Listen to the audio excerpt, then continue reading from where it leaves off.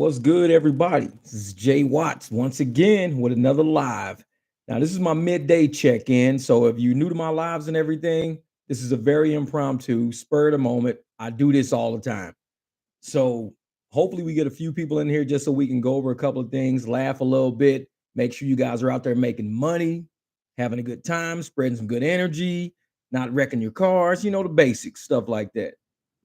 But of course, it's middle of the day. I should be asleep right now. It's about 9:23 in the morning. Usually I go to sleep around about 9 or 10. I didn't drive yesterday. King James and all them, they were out last night. Frank was out last night. So I'm kind of up for another couple of hours. I'm gonna go take me a nap, get up and drive later. And yeah, my man Drew, yes, man, I feel a lot better. Whoo, you have no idea. Hey, it was to the point where I was holding my head like this just to go to sleep, man. It's like that tooth was killing me. It was killing me. But what happened was I bit into an almond. Like I said, I bit into an almond and it just, took a piece of that tooth away back there and that nerve got exposed. Once it got exposed, that's when the pain started. And then the infection kind of set in. And once the infection set in, like a couple of days later, that's when the swelling started. But I feel a lot better, a lot better. I'm here now. Yeesh. He said, looking at you now. Hey, you know what? You know me, man. When I'm on that road, hey, I hit the ground running. And and a lot of times when I go out and I start driving, I don't really have a plan when I first start. Like when I got in, Lux is always my go-to. So I got in on Lux Thursday, started doing Lux, was perfect. Friday was doing Lux. Excuse me, Saturday, Lux just like dried up instantly. But I did a little Uber X, and I was like, wait a minute. So I did a little Uber X on Saturday too. So I was like, wait, I could probably hit this promo since Lux kind of dried up. So that's kind of how I got that, man. What up, Be Smooth? What up? What up? Vinny Cuz, what's good? I know a lot of times, man, I don't be checking my live stream chat, but I'm getting better at that. I'm getting better at it. Sometimes I'll just get the chatting and talking, I forget to look down. And I gotta find a way how to hook up my restream to it because I'm still running on YouTube right now. But restream allows me to put comments in the bottom. YouTube won't for whatever reason. But yeah, I'm glad you guys came through. Man. Hey, have y'all heard about this guy, Bud Soda? Bud Soda is he's a multi-apper and he does like all of that stuff with DoorDash, Instacart. He does all these apps at once. Now I tell everybody, this is why I tell people stop talking about so much stuff on these YouTube channels and stop talking about stuff in these videos and in these comment sections, especially when we get to talking about firearms. People be talking about firearms, and I'm like, dude, don't talk about that online because a lot of these things are against policies. They're against the terms of services, and these people they got a whole internet department that's out looking at all of these things online, and they're making sure they're finding out who all these drivers are, saying what they're doing that's against policy, and people are getting deactivated for it. Now, Bud makes a lot of money. Bud Soda makes a lot of money. The dude's good. He's real good at this, man. Real good at this. But he got caught, kind of flaunting his style. Whenever you're doing something that's against policy, do not flaunt that on the internet. Stop talking about it. You talk about that in the parking lots when everybody's together. That's when you talk about it. You don't do it on the internet. Because once those words turn into text, because you can pull up anything in text, it goes to an algorithm. And now they can start linking keywords together with certain people. And that's when people start hearing about dirty apping. Like Robert Reese, Hot Facts with Robert Reese talks about dirty apping a lot. And he knows a lot of people that do dirty apping. The problem with dirty apping, which is why I think they got Bud Soda, is it's a liability issue. Let's say that I'm on Uber X. I'm driving Uber X, but then I have my Lux app running at the same time. It's cool if it's running as long as I don't pick up a ride. It's cool because I'm doing an Uber X ride. I'm driving. The moment I pick up a Lux ride, or if I see one pop up on the screen and I pick it up, I'm essentially now on Lyft's insurance. But remember, I'm driving on Uber's insurance right now. If I was to have an accident, who covers that insurance? Who covers that accident? Does Uber cover it just because I have an Uber passenger? Or does Lyft cover it because I accepted a ride through Lyft and I'm technically driving for Lyft because I accepted a ride for them. That's what dirty apping is. You got food in the car for DoorDash, you got food in the car for Uber Eats, you got food in the car for, Instacart and stuff like that. If you were to get into an accident, who covers that accident? Because technically you're on three different apps and you're on three different insurance policies at the exact same time. It's a messy situation. So if you are a person that does stuff like that, don't talk about it on the internet. Don't. If you making good money doing it, make your money. Do it behind the scenes. But don't be on the internet showing proof of you being on different insurance policies at the same time, because they will catch you. They're going to find out who's doing this and who's putting these companies in jeopardy. Because DoorDash might be like, this dude's a liability for us because he's out doing Instacart deliveries, but he's on our insurance doing Instacart deliveries.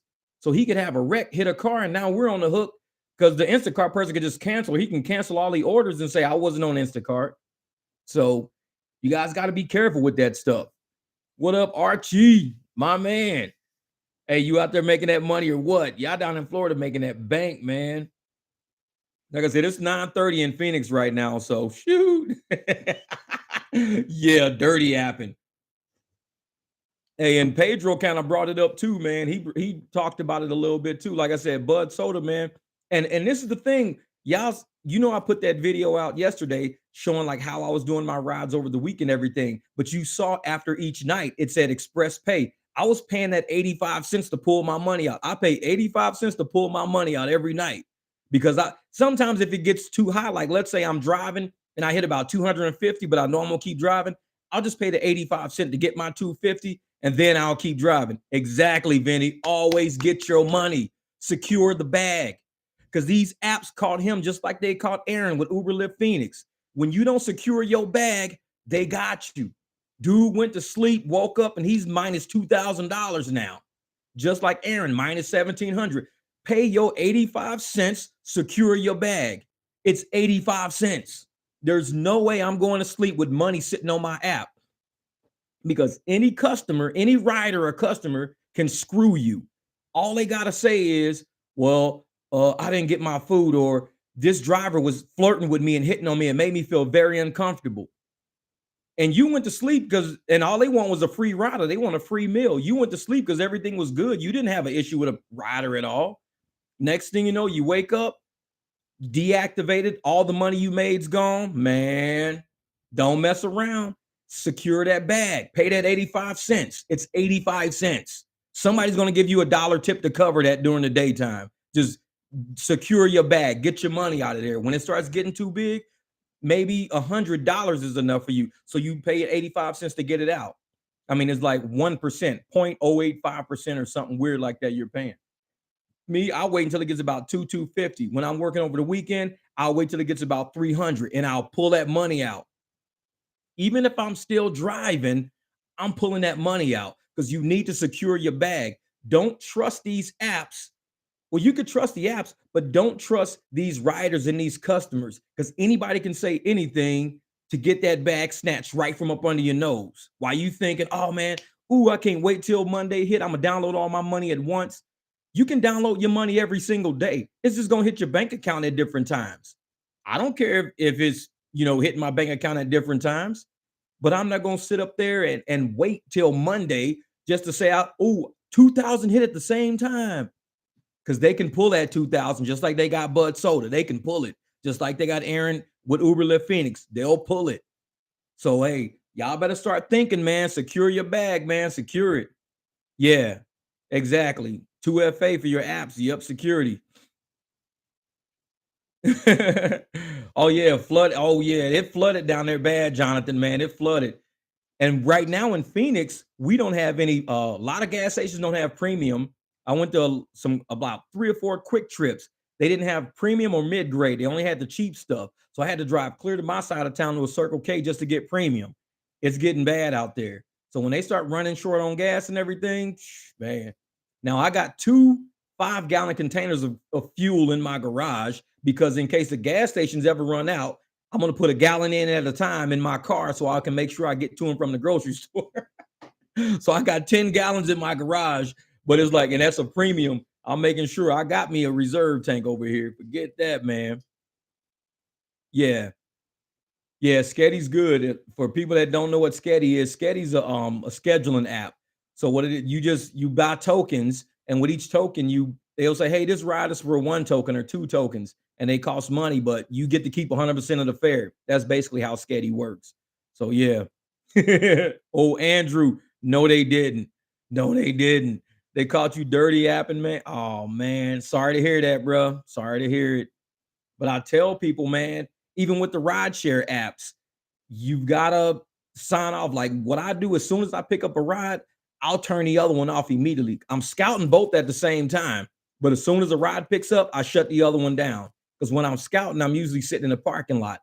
I don't want to ride around. And sometimes Lyft won't send me a ride for so long. I'll be riding around with no ride, and I'll forget Lyft is even on. And next thing you know, it's like I'll be driving a customer, and all of a sudden a Lyft ride will ping. I'm like, oh shit, Lyft was on the whole time. I'll hear him turn it off because it's a liability issue. That's all it is. Because they can look in their algorithm to see what time you had the accident versus what time you were on the app, and what if you had a ride you were going to. And if both companies do it at the same time, they can say, wait, at 10 o'clock, this guy had a Uber passenger in a car, but he was supposedly on his way to pick up a Lyft passenger because he was on our insurance. It gets screwy, man. It gets screwy. That dirty app will get screwy.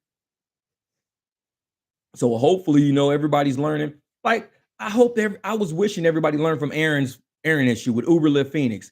Everybody should have learned from his issue when he got jacked for the $1,700. People are still running around thinking, no, I'm gonna leave my money on the app so it looks good all as a lump sum. It might look good as a lump sum, but we know how to add. So if you tell me you made 500 on Monday and 500 on Tuesday, I know you made $1,000. You don't need to leave it on your app just to say you got $1,000.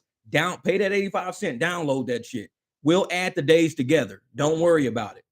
But I know how people get. Ooh, I like to see that lump sum, man. I love to see that lump sum.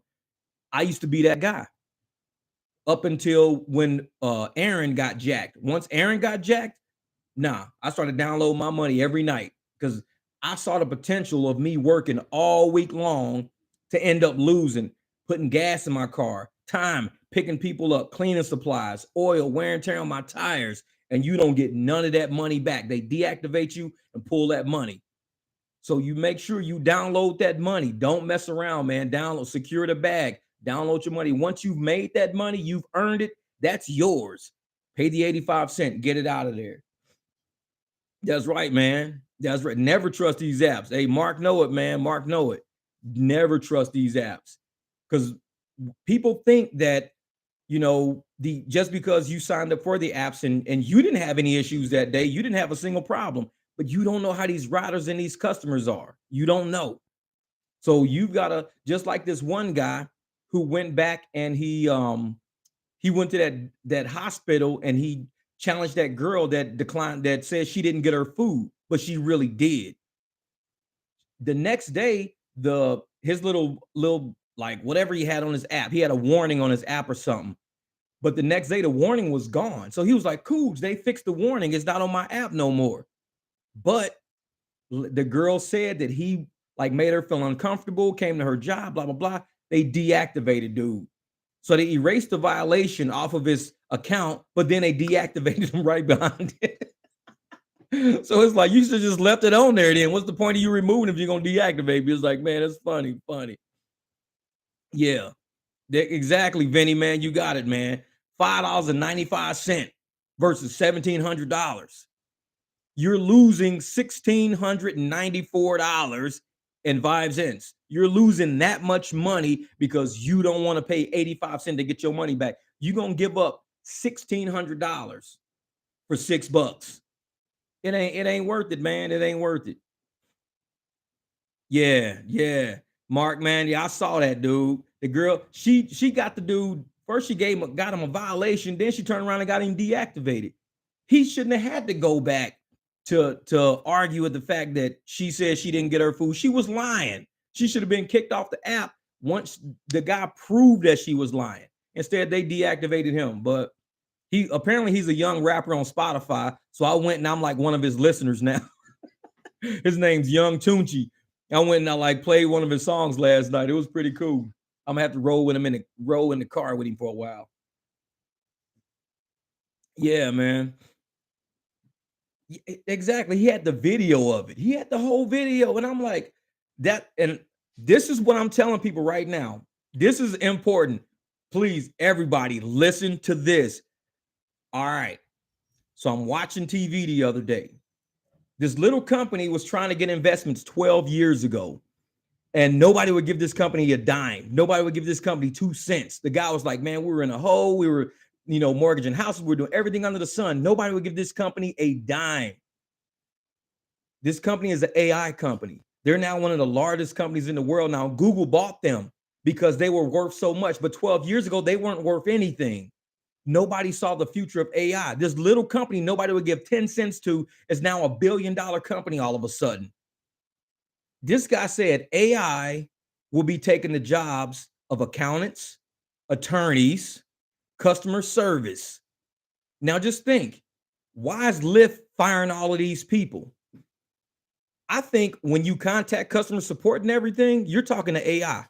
I think we're talking to AI when we're contacting customer support. I don't think those are people we're talking to. So I think all of these apps that are being driven by algorithms will be also driven by AI when we contact them. When a customer contacts them, they'll think they're talking to a person. So all of these people getting fired and let go, this is a bunch of AI going on right now. We're going to be riding around in our cars dealing with AI, thinking we're dealing with people. At some point, they're going to have self-driving cars dealing with AI.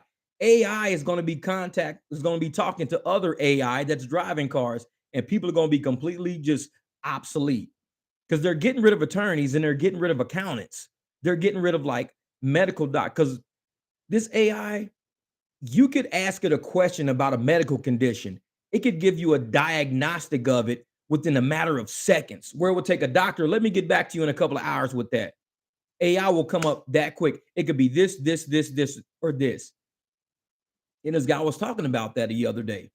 So I was like, AI is getting pretty intense. Like I said, 12 years ago, they wouldn't get these guys a dime. And now this is a multi-billion-dollar company now because everybody's putting money into this AI. The only problem with AI is that anything we put on the internet, AI believes because AI doesn't know the difference between real and fake. It knows data. So they were showing how they asked AI a question. AI answered the question and gave 4 references. Excuse me. The only thing is the references were false references. They put the references in the next room. They put those references on the internet through Google and everything, completely fake references, fake titles, fake authors, fake books, never existed. But AI cited those 4 books as documentation for reference for the question that they answered. That's the only thing about AI. It has to be tweaked to not promote false information as if it's true. That's the one thing about AI. So humanity still has a chance. We still have a chance. So yeah, we'll be like the Wall-E movie. Yeah, exactly, Vinny. I saw that. I went into a McDonald's one time and you walk in and there's this huge screen and you just order from this screen right here. So you order from this screen as soon as you walk in, and then you just kind of hang out and you wait. You get your receipt and then they put it on the counter. Pretty soon, there won't be a person putting that on the counter. You're going to put it on the screen. The food is going to be made by machines, and then a tray is going to come out with your food on it. There'll be nobody back there. I guarantee that's the direction it's going. They're just tweaking it right now. They're tweaking it. They're trying to make it, foolproof. They're making it foolproof. But yeah, that AI stuff, man. Woo! What Andrew say? They see me rolling. Hey, Andrew got caught riding dirty. Hey, don't dirty app, brother. Don't dirty app. Like I said, I think dirty apping is a liability issue. I think the apps want us to make money. These companies want us to make money. They just want us to make it the legit way so they're not on the hook. Because like I said, even when you're dirty apping, let's say you get into a fight with somebody at a restaurant. That could be criminal. So somebody could criminally sue the company of DoorDash for you fighting. But when DoorDash finds out you were really doing an Uber Eats delivery and not a DoorDash delivery, you said the DoorDash sitting in the car because you was on your way. Which company's going to pay for that civil suit? Who are you working for right now? Well, I'm working for Spark because I got Spark stuff in the car. I got Uber Eats stuff in the car. and I got DoorDash stuff in the car. So who's going to cover this lawsuit of me beating up this person in the parking lot? Like I said, it's a liability situation. People need to just cut out the dirty app and don't do it because it's not worth it. You're going to end up being at a point where you're going to lose in court personally because the apps won't cover you. They're going to say, because you broke the terms of service, you violated the terms of service. This accident you just had, we're not covering it because you were driving three different plans. You were driving on three different apps at the same time. Neither app is covering that. When we contract with you, we're contracting with you. It's like, let's say I'm a lawnmower service. So you pay me to come to your house to cut your grass. You say $100, come cut my grass, Jeff. I say, okay, cool. And I go, you know what? I'm actually going to do something else. While I'm cutting that grass, I'm going to cut the grass next door too. But the lady said, when she gave me $100, be done by 2:00. But I'm thinking, oh, I could just cut these other people grass too while and if I could do it before 2:00. You got to finish the job, finish the yard you're working on that you got paid $100 for. Finish that first, then go next door and do next door. But these people are intermingling. They're intermingling liability, they're intermingling funds, and it is not good. It's not good. They've got to figure it out. So, yeah. What'd you say? Mark Lee said facts. Best believe they're going through under. Yeah, they're gonna throw you under the bus because that's what these apps do, man. They look for ways. It's just like a regular insurance company. They look for ways to get out of liability. How can we not be accountable for what this person just did? And if you have a house, they'll go after your house. If you got a trust, they'll go after your trust. If you got anything of value, they'll go after that because they're gonna boot you out of the insurance pool and say, you know what, we're not covering you because you had multiple apps running at the same time, which is against the terms of services if you read the terms of service. But man, I wouldn't do it, man. I wouldn't do it. Like I said, that guy, Bud Soda, hopefully he gets his money back because that's crazy. There has to be something illegal about that, them stealing your money. There has to be something illegal about that because no matter what, you did the work. You put forth the investment in your car, your insurance, your fuel, your time. You should at least get your money. They can boot you off the app. You're done, but they should at least because the customer paid. The customer paid that money. So just because DoorDash is not paying Bud Soda that money, DoorDash doesn't refund all the customers he dealt with that week. No, they pocket the money. It's a come up. That's got to be illegal. That has to be illegal. It's a misappropriation of funds. It's embezzlement. It's something screwy. I don't know. It's something screwy. But that's the way I look at it. Hopefully, man, he gets his money back. What did Jonathan say? Rasha Rodeo took Uber self drive. It was horrible. The car crash. The car crashes all the time. It's got two people in it, and one wanted to quit. Wow. Yeah. I don't know, man. I don't think I could ride in a car that doesn't have somebody driving. Yeesh. That to me is still a foreign concept. That's a very foreign concept, man. Mm-mm-mm. Oh, Andrew, like you said, the profession of 90% of our lawmakers will never allow AI to give you legal advice. This is the trick about that, Andrew.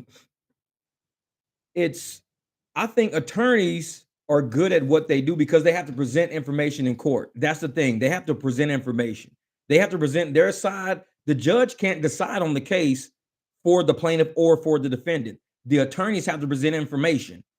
The attorneys have to say, hey, we got this precedent. This attorney says we got this precedent. Now AI knows everything, whatever's in the system. So it like negates itself. The AI can't be the plaintiff and the defendant at the same time. Just like the judge can't be AI because the judge knows both sides. So there will be no need for attorneys if the judge knows both sides. And that's why I don't think AI can really take over certain jobs because there's the legal system has to have technicalities. It has to. We have to have certain burdens of proof. We have to have, reasonable doubt. And with AI, I believe there's reasonable doubt because where is it getting his information from? Is it picking, like I said, when that lady put the 4 bad articles in there, she just made up the 4 articles and the AI cited those articles. Where's AI getting its points of references from? So that would create the reasonable doubt because there's not a person there to really verify that. I don't know. I think it's going to be a hard pull to let AI run our entire society. AI cannot run our entire society. It's not going to work out. We're still humans. We're not robots, so we need you know, just an air of humanity out there. We need to have that space, but I don't know. Yeah, they'll have to have human decisions in law. Even with the creation of AI, there has to be human decision. AI can't say whether or not AI is going to be good.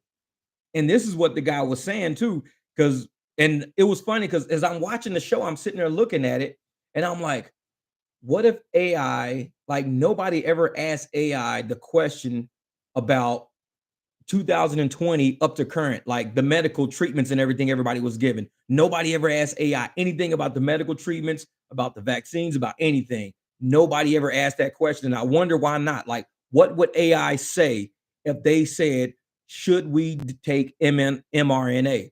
What if AI would have came back and said, mRNA is a poisonous substance to the human body. It's not natural to the human body. Humans shouldn't take it. That would shut down a whole pharmacy. All big pharma will be like, damn, AI just kind of dinged us, man. So it's like, that's why I don't think AI can even be involved in medical stuff, because medical is an opinion. It's all opinions. So you have doctors who have an opinion based on your individual body, your individual situation. I don't know, man. It's tricky. AI is very tricky. This is good point, Drew. Can AI be adversarial to AI? That's what I'm saying. It can't be the plaintiff and the defendant at the same time, man. I don't know how that would work, because who would you believe? That AI over that AI? It's all artificial intelligence. It's one big pool of data. So would you believe this pool of data over that pool of data? It's hard, man. AI is a slippery slope. It's a very slippery slope. And I think that's why in the initial nobody would invest in it. But now it's becoming a good investment because it's almost like control. We've been fed this word called misinformation and disinformation for so long. Now AI is going to be now the end all be all. Like, it's information because AI said so. But can AI be adversarial to AI? That's a good question. Because yeah. What John say? Imagine how dirty a self-driving Uber would get. All you got to do is look at a city bus. Just look at a bus. Man, it'd be like popcorn and shit all in the buses. Nobody's even eating popcorn on the bus. How are you got popcorn all in the floor and nobody even had popcorn? Where the hell does popcorn come from? I'm telling you, man, I don't know how. Anytime you have something dirty, it's like corn in people's poop. I don't know, man. It's like, where did this shit even come from? Where does all this popcorn come from? Nobody even got in here with popcorn. That's how self-driving cars will be looking. You'll get in your car, be like, dude, where the hell all this popcorn come from? Nobody even brought popcorn here. That shit just grows out of the carpet or something. I don't know, man. It's like, I wouldn't want to be in that. He'd be throwing up in there and every day. Like, oh, okay. Moik said, AI or not, some jobs will never go away for you. Uber Lyft will still be here. Um, Not all riders are comfortable with being driven by a machine. I'm the same way, Moik. I'm not comfortable being driven by a machine, because if you look up the amount of deaths, that you can Google the amount of deaths attributable to Tesla self-driving units. I think there was like 19 so far. That's it. It's only 19 out of all the millions of Teslas sold worldwide, or hundreds of thousands of Teslas. How many Teslas are out there? Only 19 of them have been where it was in auto drive, something weird like that. So it was a glitch with auto drive. 19. So that's every day, multiple times a day, all across the entire globe, across the planet. To me, that means almost, I would say, self-driving is damn near safer than people driving. Because if what if we only had 19 deaths from people drivers, like worldwide? That would be nuts. Like, man, only 19 people died due to people deaths driving. I mean, there's only 19 deaths worldwide attributed to self-driving. But there's a lot more accidents, though. There's a lot more accidents attributed to it. I didn't go that far into it. I just wanted to see what the deaths were. But you can Google it and see. Oh, Vinny's gonna pick up his today. Woo, man. Man. Vinny, you gotta have a walk up, man. You gotta videotape yourself walking up to it, do a walk around, video the inside, sit in it, give us your first impression on how you feel. Be like, oh damn, this feel like the Wizard of Oz, man. I like this. You got to give us something.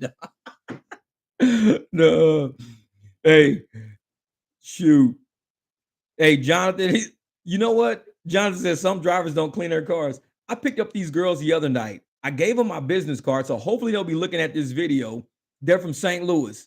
And because we were in the car, I said, I'm from St. Louis. Oh, we're from St. Louis. So we get to talking about St. Louis and everything. And they're like, when we saw BMW, because this is what Lyft said. Lyft, they said, we got on Uber earlier. They took an Uber and said, man, his car was so dirty. Oh my God, his car was so dirty. We were like, oh my, I've never been in an Uber this dirty. It's in Phoenix. Nobody has dirty cars in Phoenix. And I'm thinking, damn, an Uber driver had a dirty car. But she said, so we decided to go with Lux. And Lux was like, would you like the VIP treatment? They don't usually say that, I guess, because people always tell me, would you like to upgrade for free? Would you like a free upgrade? Or would you like to upgrade for one more dollar? But it was like, would you like VIP treatment? I don't treat people like VIP. I don't have like bottled waters and napkins and suckers and mints and all that. I don't have that in my car. I don't really. But she said when she was getting the ride, I was like, would you like the VIP treatment? So she was like, shit, a BMW? Hell yeah, I'll get the VIP treatment. And I'm sitting there, I'll pull up playing Nipsey Hussle and shit. I'm laughing with them. We cracking up. I found out they from St. Louis. We riding. One of them's pregnant. One of them has a baby. So we put the baby stroller in the back. And we just talking about life and everything. You know, I had to circle around and go in the parking lot. That I was the furthest thing from VIP. But Lyft sold me as a VIP driver. And I'm thinking, Lyft don't know who the hell I am. I say VIP, like, I don't know about that. Very idiotic person gonna pick your ass up. VIP. It's not just what you about to get right now. We got the most idiotic motherfucker gonna pick you up. He's a very idiotic person, and he's gonna pick you up. But yeah, they shouldn't be that. They shouldn't sell me as a VIP because that's not cool. Because they don't send me a message going, "We've sold you as a VIP service. Please turn off Nipsey Hussle. Put on some Jesse Cook, please." They don't send me a message. So I'm like, I just roll up like I roll up. I roll up all the time. I could be playing, you know, my man X from Vegas, XX Music. I'll be playing some of him. One of my new songs I like, bam, breaking news. Woo, he be hitting that. I like break. And then I started playing what Barbarian in the car the other night. So yeah, one girl was like, "Ooh, I like this. This is pretty cool." But that's my level of VIP. I'll pull up playing whatever. But yeah. She's out hit him with the pocket. Oh, hey, these kids, dude, it was so funny. So I pick up these kids, and I'm gonna tell you how. And it was like just three regular. These kids were kind of like my sons. They were like young, like probably 17, 18, 20, little white kids. They could be like my kids. They were like little kids. So they get in the car and they tell me some, hey, play some Mob Deep Shook Ones, but play part two. And I'm like, what the hell do you know about Mob Deep? Man, we was rolling the whole time. We played Mob Deep, Nas, Pac. We was rolling the whole time. These little dudes knew everything. They knew every word. I was like, man, these kids is getting it right here. I like that. I like rides like that. You know, they surprised me that time because they got in and listened to my music. I'm like, dude, I'm Mob Deep. That's my era, dog. What are you talking about? Y'all like 17. What y'all know about Mob Deep? Oh, they was word for word. I'm like, man, impress me. But yeah, that's kind of how I roll right there. I am not VIP. Like, nah. All right. Wait, Drew says I've had passengers tell me that drivers have had people gas in the car, their pets, dogs, cats, lizards. Yeah. I've had like maybe in the BMW 2 dogs, but they were lap dogs. I don't mind if people bring lap dogs, but I ain't putting no big old lap. Even my dogs don't ride in my car. If I pulled up and somebody had a dog, I just turn my app off and call it a night. Like, nope, I'm done.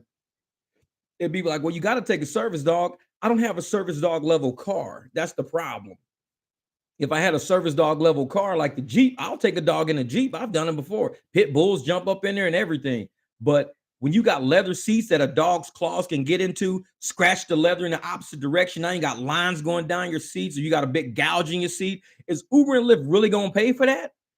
They're going to probably be like, you know what, man, you will pay for it, but you got a $2,500 deductible. Why the hell do I got to pay $2,500 for a dog to ride my car when my own dogs don't ride my car? Because I don't want my dogs to ruin my seat. And I love my dogs. My dogs is like my kids, but my dogs ain't riding in my car. So why am I picking up some stranger, letting their dog get in my car and rip my seats up? That don't make sense to me. So this whole, you got to pick up service dogs.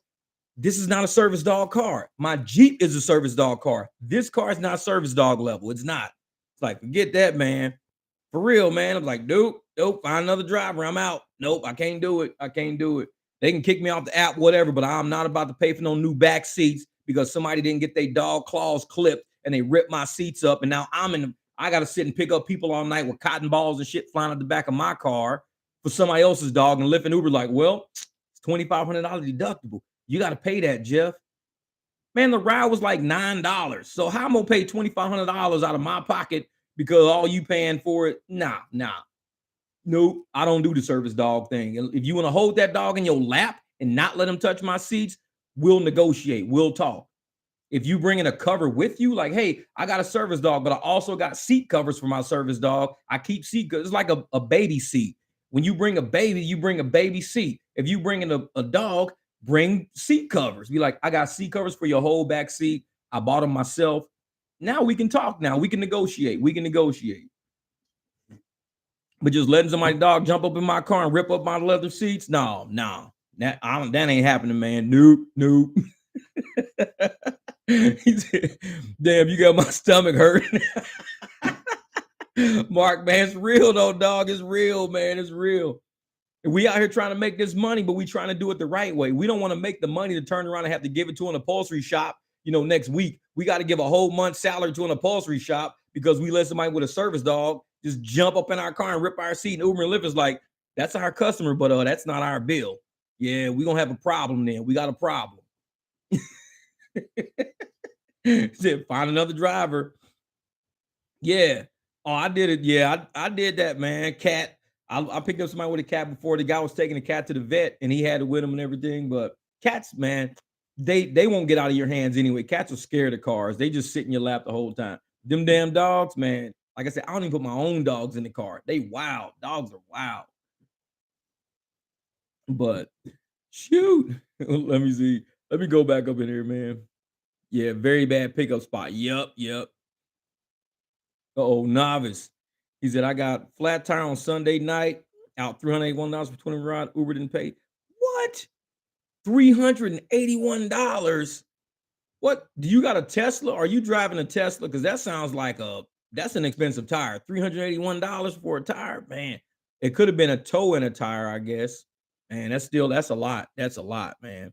Yeah, because I thought Teslas can use regular tires. Now, Teslas can use, I think it's Nittos, the NITTO tires, Nittos, because I'm looking for tires too, because I'm going to replace my tires in the next few months. But yeah, there's no Tesla tires out there, not for the prices we pay. Even though I'm finding tires like 150, 200.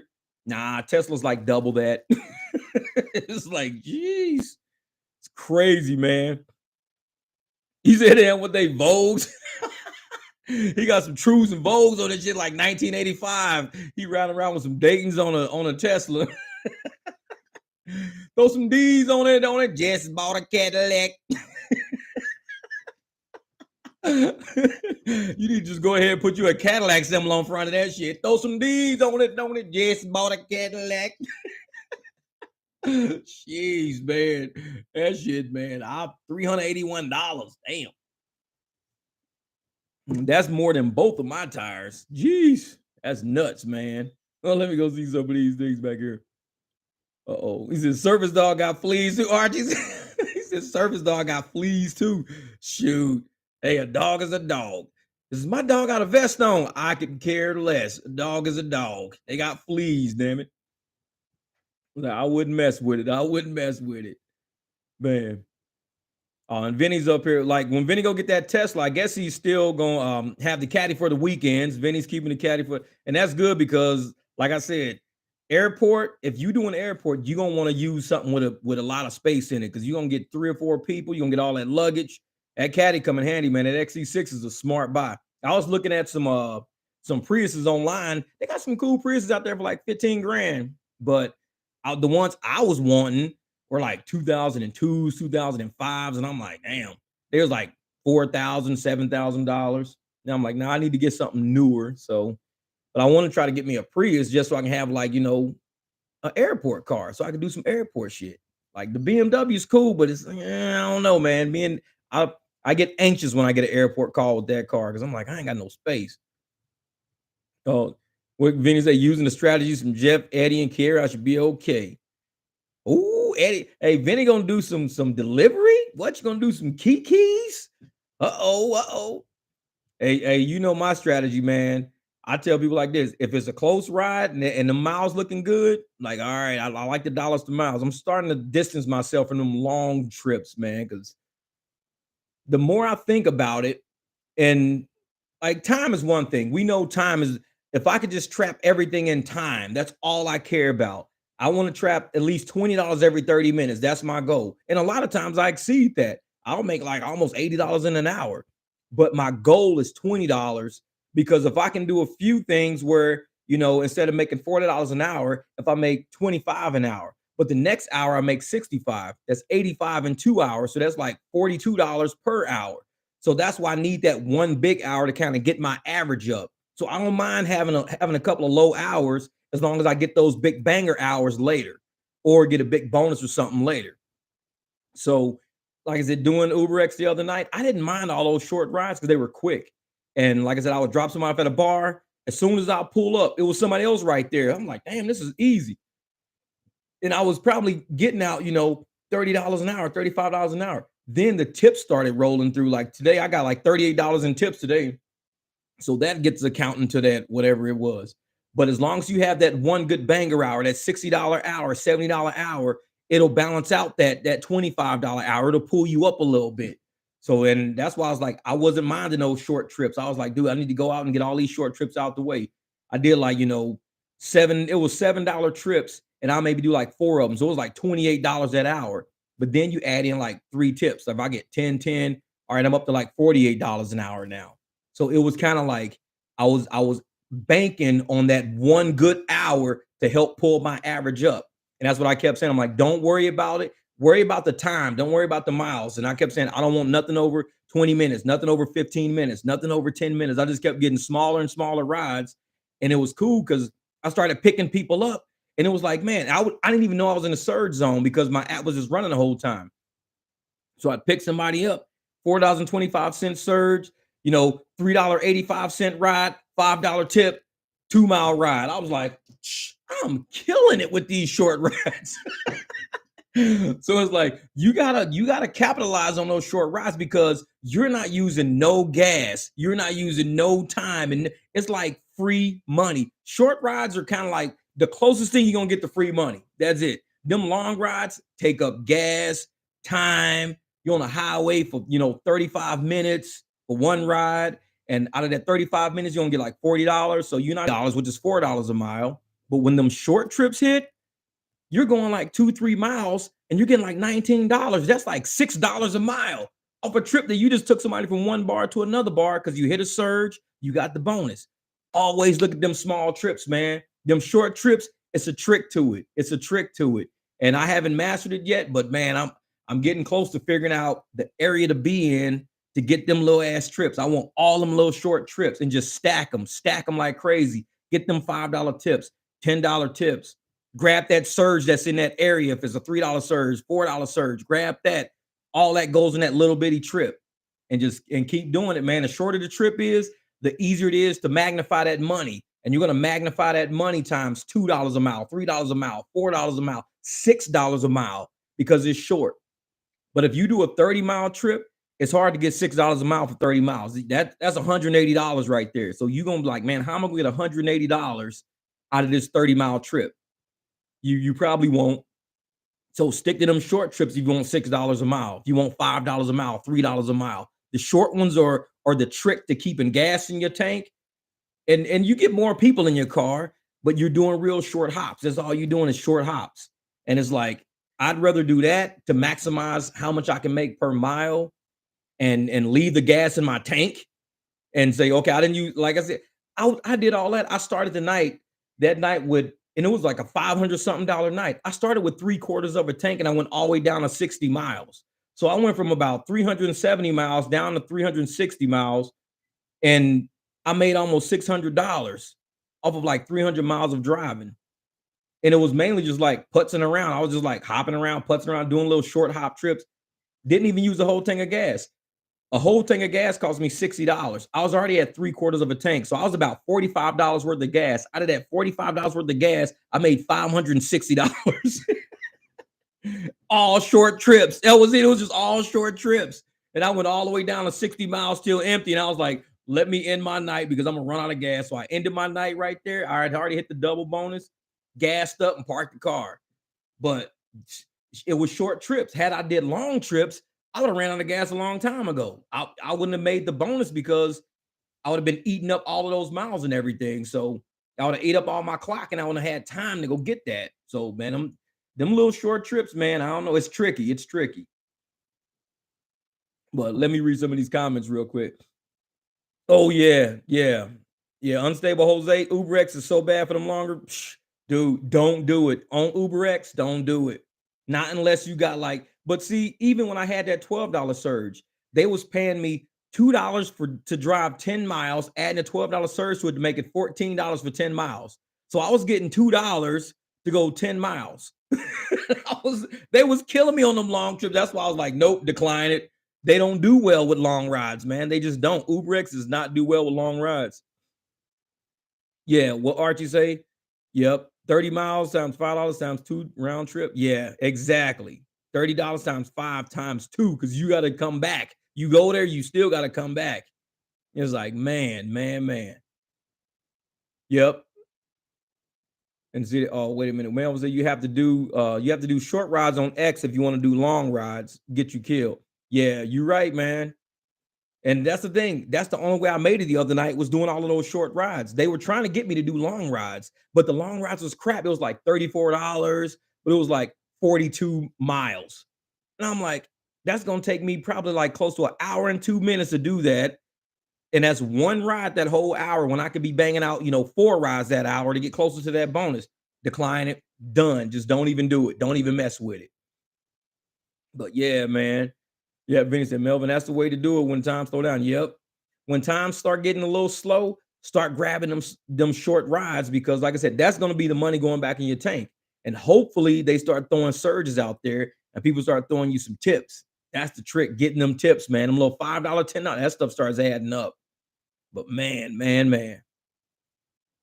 All right. Well, Melvin says, I have the caddy parked. I'm driving my Camry hybrid, doing some Uber X. Smart, smart, especially with the price of gas right now.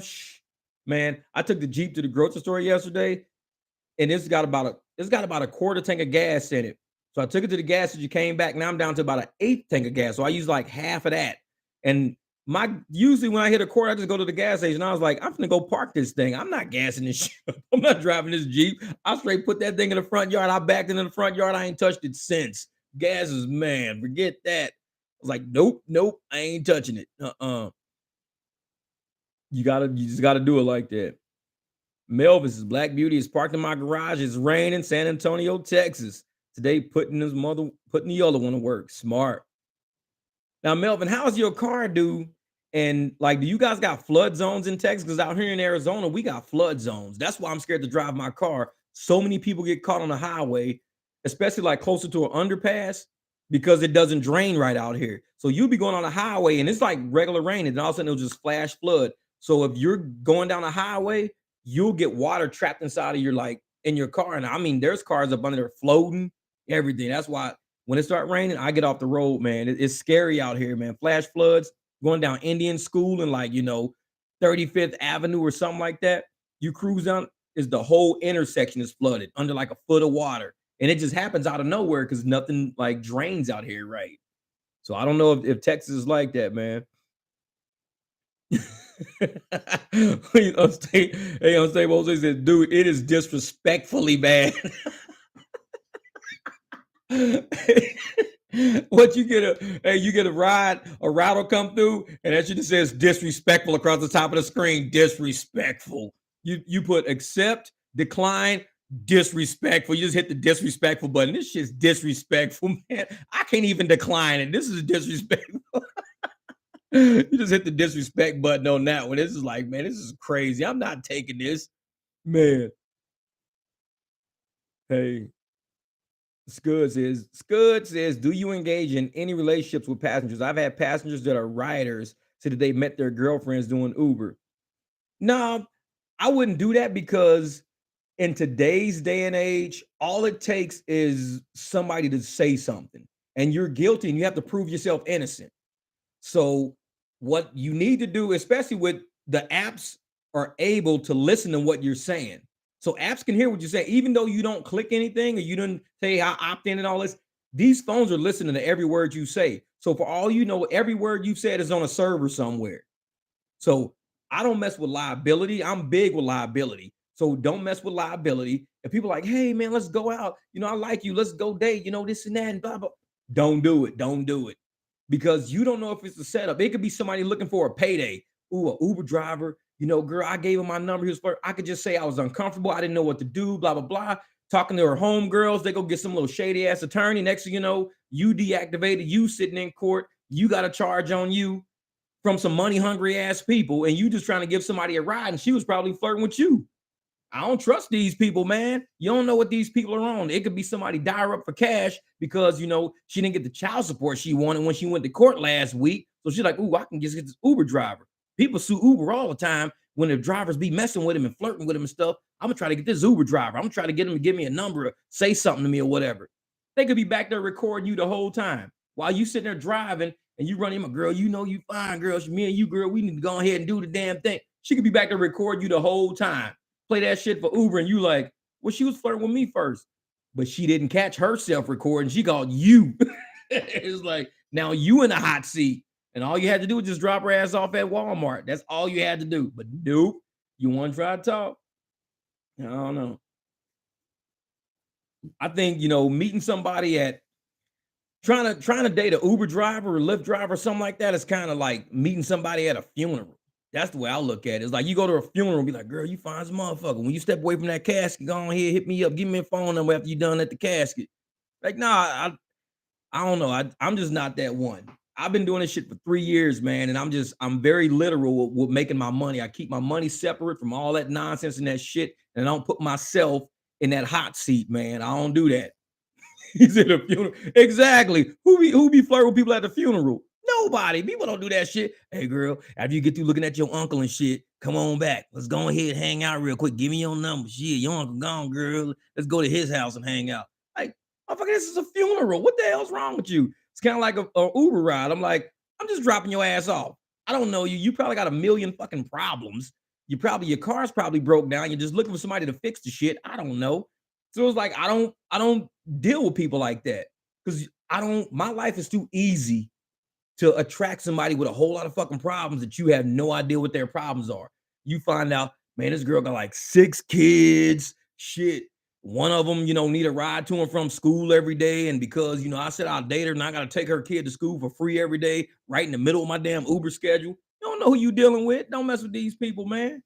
Get your money and get out. That's how you do it. Hey, hey. He said, Will love that button. He said, I get pissed. Like, come on, Uber. Decline that ASAP. All right, Mark, my man. Be safe, my brother. Be safe, brother. Go on out there and get it. Go on out there and get it. Get that money, man. Hey, here to be safe. Everyone love you guys. Cool, cool, my man. That's my man Mark right there. Hey, he's always in the comments, man. Always supporting drivers. Always trying to get everybody, engaged and going out there making that money. I love his energy, man. Mark's a cool guy. I like Mark, man. He's cool. But shoot, he's Will Ferrell and funeral crashes. Exactly. Exactly. Funeral wedding crashers. It'd be funeral crashers more like anything else, man. I don't mess around. But hey, like I said, some people, I guess it's all about energy too. Cause some people you can meet somebody at the grocery store. You can meet somebody at Home Depot, it don't make a difference. So if it's somebody driving somebody having a good conversation and they find out they got something in common, oh shit, I went to Winchester Elementary too. I went to Winchester Elementary too. And next thing exchange numbers and all that. It could happen. I could see it happen. People can end up dating, dating the Uber driver, whatever. But then that girl gonna always want a free ride. That's what I will tell you. So that little, $30 with tip and surge and shit you just got, you ain't getting that no more. Now you gotta take her ass everywhere for free. And it's like, think about it. That's gonna be a dent in your day every day. Can you take me to work?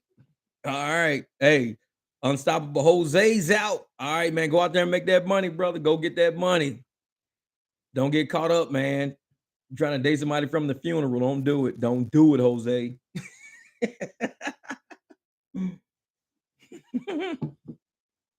Yeah, but shoot.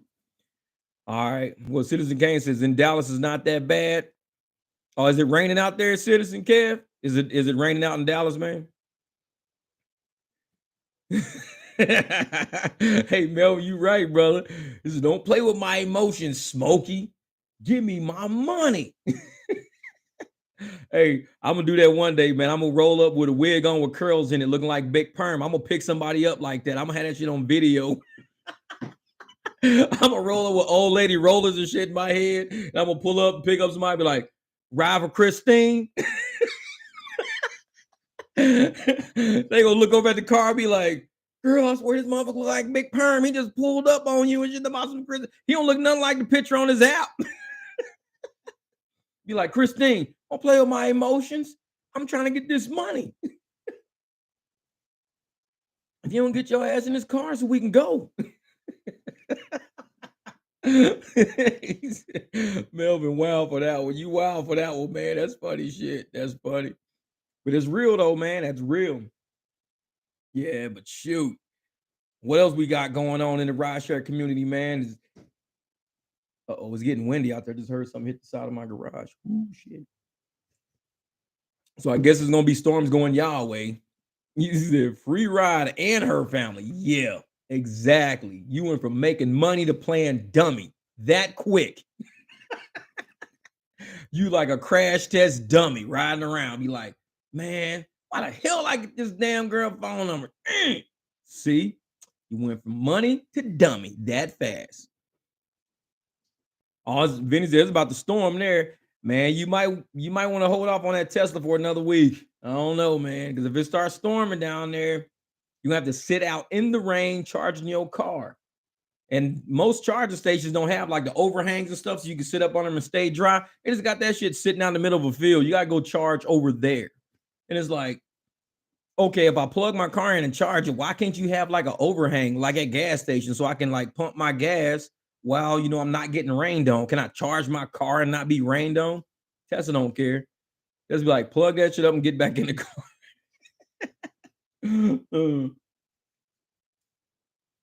Oh, Uber and Lyft stock went down today? Yeah. Well, like I said, I got a funny feeling, man. I don't know. Maybe it's just me and maybe I'm wrong. I just got a feeling that Uber and Lyft is about to invest heavily in the AI. I just think they're getting rid of a lot of people real fast. And we're getting more drivers, but we're having less people at the headquarters. So there's more drivers. They got more riders, more people taking trips, but less employees. It has to be AI related. It has to be. Just like when we contact them and stuff like that. We're not talking to people. I don't think we're talking to people because some of these answers don't make sense. And I'll be like, I'll ask a question. Just give me 1 second. Please hold for a second and I'll let you know. I'm like, I'm not even talking like that. I'm like being real. When I talk to the people, I talk just like this. Hey, I'm sitting here riding right now. Why ain't I got that damn, $3 that I was just promised on this last bonus? Let me please look into that, sir. Jeff, it looks like you're a 5-star driver. Thank you for your service and your thing. And I hope your car's clean and your fucking dog's given a bath. I mean, I'm like, I didn't even ask none of this shit you just talking about. None of it. So I know there's got to be AI. It ain't real people. Because if I was a real person, somebody was like, hey, I didn't get that $4. I'm like, all right, hold on for a second. I'll type that shit. Hold on for a second. Motherfucker be like, this motherfucker just said, hold on for a second. It's like, yeah. It's like, because I'm real. I'm a real person. Hold on for a second. Let me look into your shit. Hold on. Damn. But this AI shit, it don't know how to act like that. AI is not personable. AI be like, please give me a moment to review your account and the data in which you are referring. Motherfucker, don't nobody talk like that. This is AI. This ain't a person right here. I'm like, I know this is AI. And that's why they getting rid of all these people, man. Because it's like, and that's why I rarely contact customer service. If I get played for $2, $3, I used to like hit them up. Hey man, y'all play me for $4. Now I'm like, you know what? I ain't worried about it. Because it's AI, somebody gonna screw with me. That's all it is. They just messing with me, man. What he said, take a page from Elon. Less employees. Hey, Elon, what did he say? 75% of the positions weren't even necessary anyway. Like Elon is bad. This dude said 75% is like 3 out of 4 of y'all ain't even necessary. So I don't know. Look at the person next to you, and in front of you. One of y'all asses out of here. Well, 3 of y'all are out of here. It's like, man. Yeah. Yeah. That I'm telling you, man. I'm telling you, support looks for keywords. And they're not even answering the questions that we ask. So you have to keep asking the question like 2 and 3 times. And then you got to come back and they'll say, hey, this is Anthony with support. I've been given your issue. Like I was just talking to a dude like 3 minutes ago. What do you mean give my issue? So I gotta say this shit all over again. Dude, this is AI. They're screwing with us. They're just screwing with us. It's like, man, forget that. Yeah. Hey, Citizen Kev said it's not raining at the moment, but at times, man, I be feeling like Noah. Hey, he gonna have passengers coming to the car 2 by 2. You got people walking up the plank getting in your car. I got 2 goats, I got 2 sheep, I got 2 elephants, I got 2 elks. Like, damn, man, I feel like Noah out in this month. What the hell? It be raining like that out there, man. Like, jeez. Hey, Noah gonna come. Noah gonna pull around the corner with a big ass boat. They gonna be sitting on the curb waiting on somebody. Noah gonna come. He gonna be scratching up the rudder and everything on the ground. Like, what the hell? We just got picked up in a boat, dog. Dude came down the street like this. They'll be like, it's about to start raining. Like, dude, it's dry as hell on the ground. Noah out there just rowing. He's scraping up the ground like a mother. It's about to start raining. Hey, I know how I be though, man. I know how. Asking me hey man, you need a lift? No, dog, I am lift. Come on. Shit. 2 by 2, baby. Get in the boat. Like it ain't started raining yet. He like, I'm just prepping. Jeez. Hey, Citizens is like, man, I'm a doomsday prepper, damn it. I'm ready. I'm ready. Man. What Melvin say? Oh man. This is Balzar Parker to take the truck out to collect the surge. Hell yeah. Melvin says on a Uber ice cream truck. Dude, you know what? That would be cool, man. If we could like, well, not really give people rides, but imagine if you had like people could order food, they can go on their app and see where the food truck is located. Be like, oh man, the food truck's in our area. Dude, order something from it.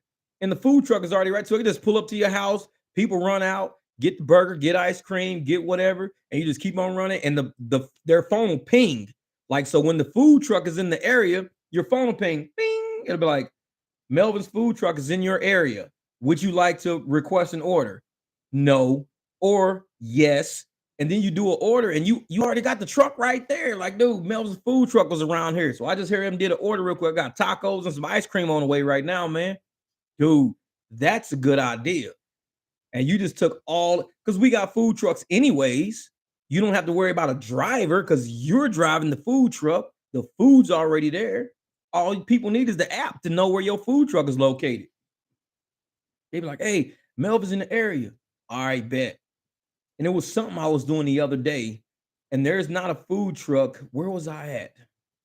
Because we were talking about a food truck being somewhere. He said, I got my water wings ready. No, I was somewhere, and I was like, man, there's no food around here. Oh, where was I at? I can't even think of it right now. But I was talking about having a food truck like come in the middle of the night, be where these people were. I just can't think of where I was. But I was like, man, that would be perfect just to come up in the food truck and everybody, and it was alcohol. It was an alcohol food truck. That's what it was. We were talking about alcohol and food trucks. And I was like, dude, we just come up here and you just like give people beers, sell beers out the back, this and that, sell hot dogs, tacos, then just drive off when you're done. Melvin, I think you own to something, man. You playing games. You over here playing games with me, Smokey. You got a good idea, man. You better do something with it. Go out there, get an investor. Be like, hey, we want We're gonna get 2 food trucks and we're just gonna drive around neighborhoods. And this is our app. And if you want an app, contact Red over at Gig Wars. They got people that make apps. So you can get Melvin's food truck app. And they can just get pinged when it says, ping me when Melvin is within 5 miles. Ping me when Melvin is within 10 miles. Ping me when Melvin's within 1 mile. So people will know, hey, Melvin's food trucks around here. Bing. Show with them tacos. Telling you, man, it's probably a good idea. You can build that app. You can build that app. But shoot, man, yeah.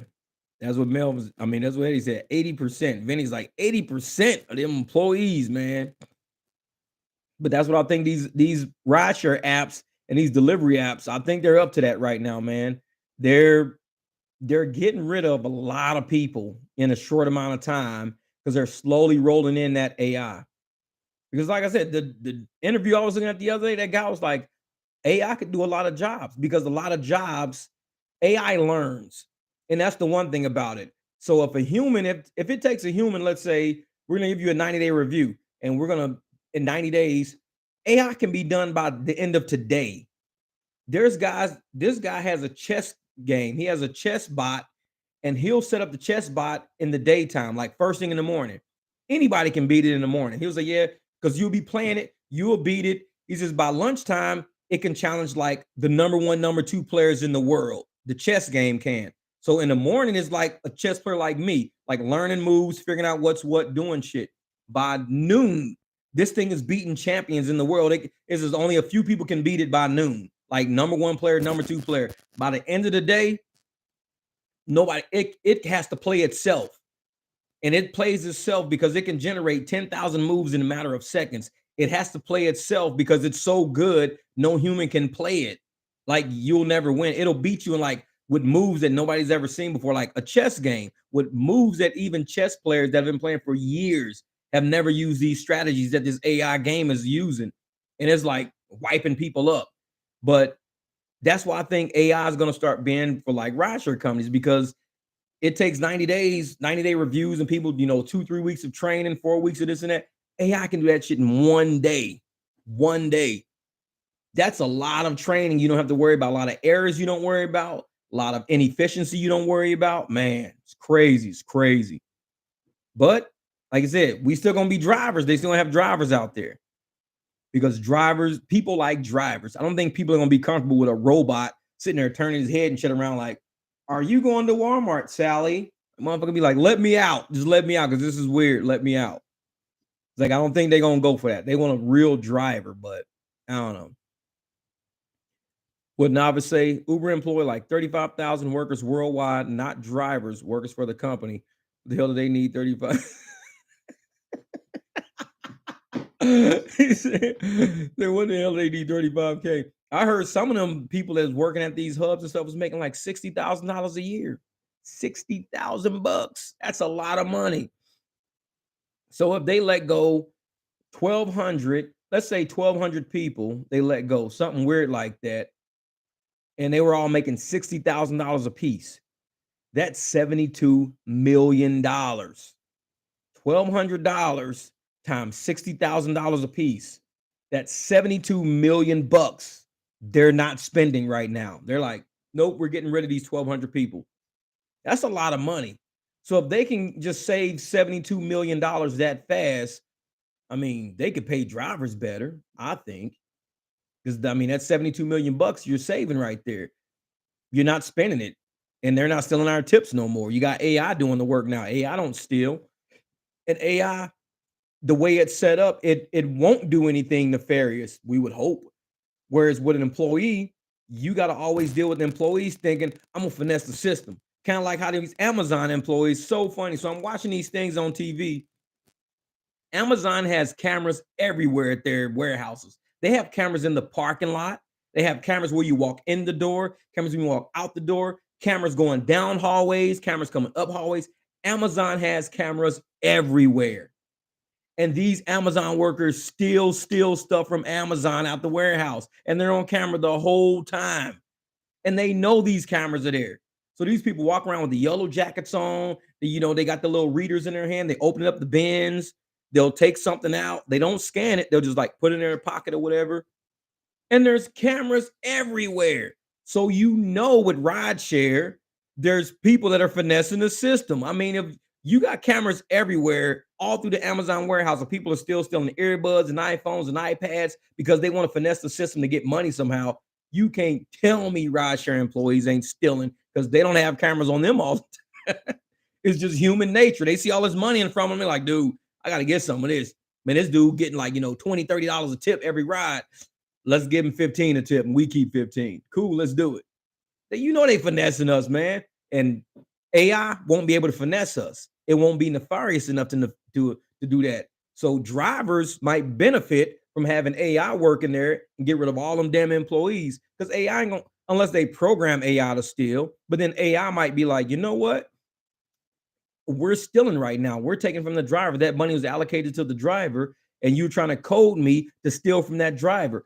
I'm gonna report you to management. And now managers are getting fired and shit. No. Hey, wait a minute. What Mel say? Maybe they can get Chat GPT to answer our questions by the time it deals with us drivers.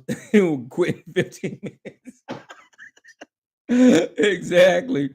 That should have quit in 15 minutes. Chat GPT say, I am now powering down and I'm gonna work for Starbucks to help serve Frappuccinos. I ain't dealing with these damn drivers. I'm out.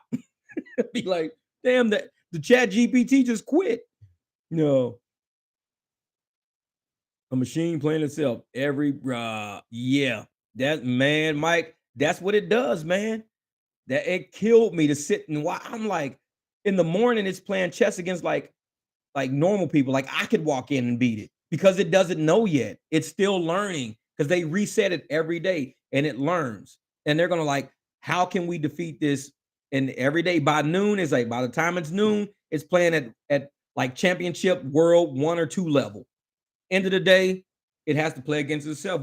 Nobody can mess with it. Nobody can mess with it. And I'm like, that's how fast this AI can learn. So yeah, it's gonna take away a lot of 90-day probationary period for employees. They're gonna be like, you have 1 day to learn our whole system. Man, I can't learn this whole system in 1 day. What we're gonna get is shit to AI. So you make a choice. Either you learning it today, or we're gonna give your job to AI. Yeah. Oh, Vinny, right. If X equal Y, then Z. Yeah. Because people are opportunists. They're opportunists. And just like those Amazon employees, like I said, when they get toured of the company, they get walked around the whole they see all these cameras, they see everything. They know everything's being recorded and stored and everything. They know that. But they still do it because it's opportunity. When you put an opportunity in front of somebody's face, and this one guy that was stealing, man, this dude had like 4 of those big yellow Amazon bins. And he walked out the door. He was throwing the bins in the back of the car. His buddy was there with the car. He backed up, and the camera's watching him the whole time. Threw it in the trunk, threw it in the back seat, shut the trunk and everything. And I'm sitting there like, this dude works there, knows everything is being recorded, and does it anyways. That's how brazen people are when they want to steal. So trust me, you can't tell me Lyft and Uber employees are not seeing all of this money flash across their face. They're like, man, Vinny with that damn Cadillac, this dude, every time he give a ride, it's $10, $15. Well, just hold a couple of his payments back then. Don't let him get 100%. Like hold like 2 back. If he get 3, hold 2 back, give him 1. He'll be happy with that 1. Cool. Then give him the next one. All right. Then take half of the next one. All right. Then don't give him one for the next 3 rides. Don't give him. I mean, it's opportunity. And if nobody's looking over them and they can know they can finesse the system without being figured out, they gonna do it. Because like I said, these motherfuckers are stealing on camera, broad daylight camera. And that's just people, man. The nature of people wanting to get over. That's it. That's all it is. But shoot. Yeah, but no, man. Like I said, I hope Bud Soda's out there, figuring something out. Cause dude just got for 2 G's, $2,000. Worked all last week. And they got him for 2 G's, man. Shit's crazy. Crazy. I would be livid. I would be livid. But what can you do? What can you do? He was dirty yapping and he got caught riding dirty.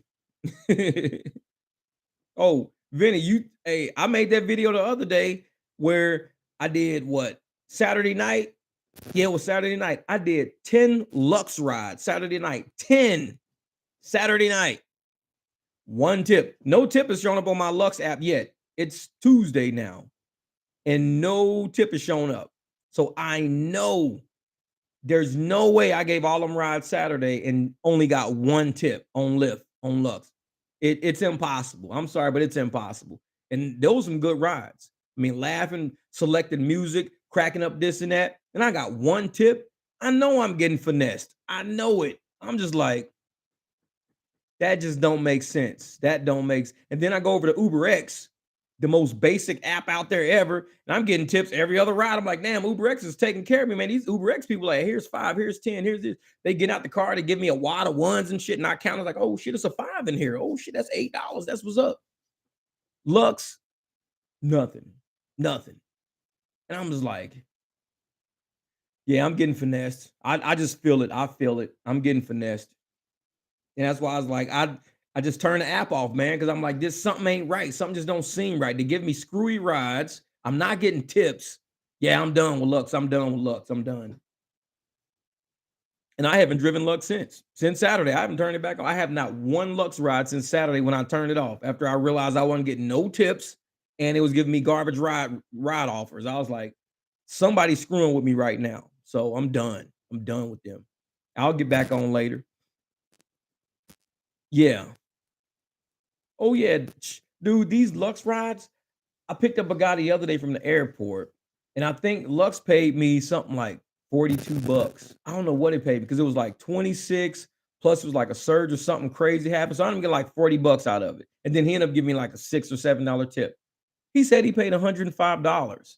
And I'm like, so if you paid 105, they gave me it was 30 something. So he was already getting like $70 out of the ride. He was getting 70 or 80, and I was getting 30.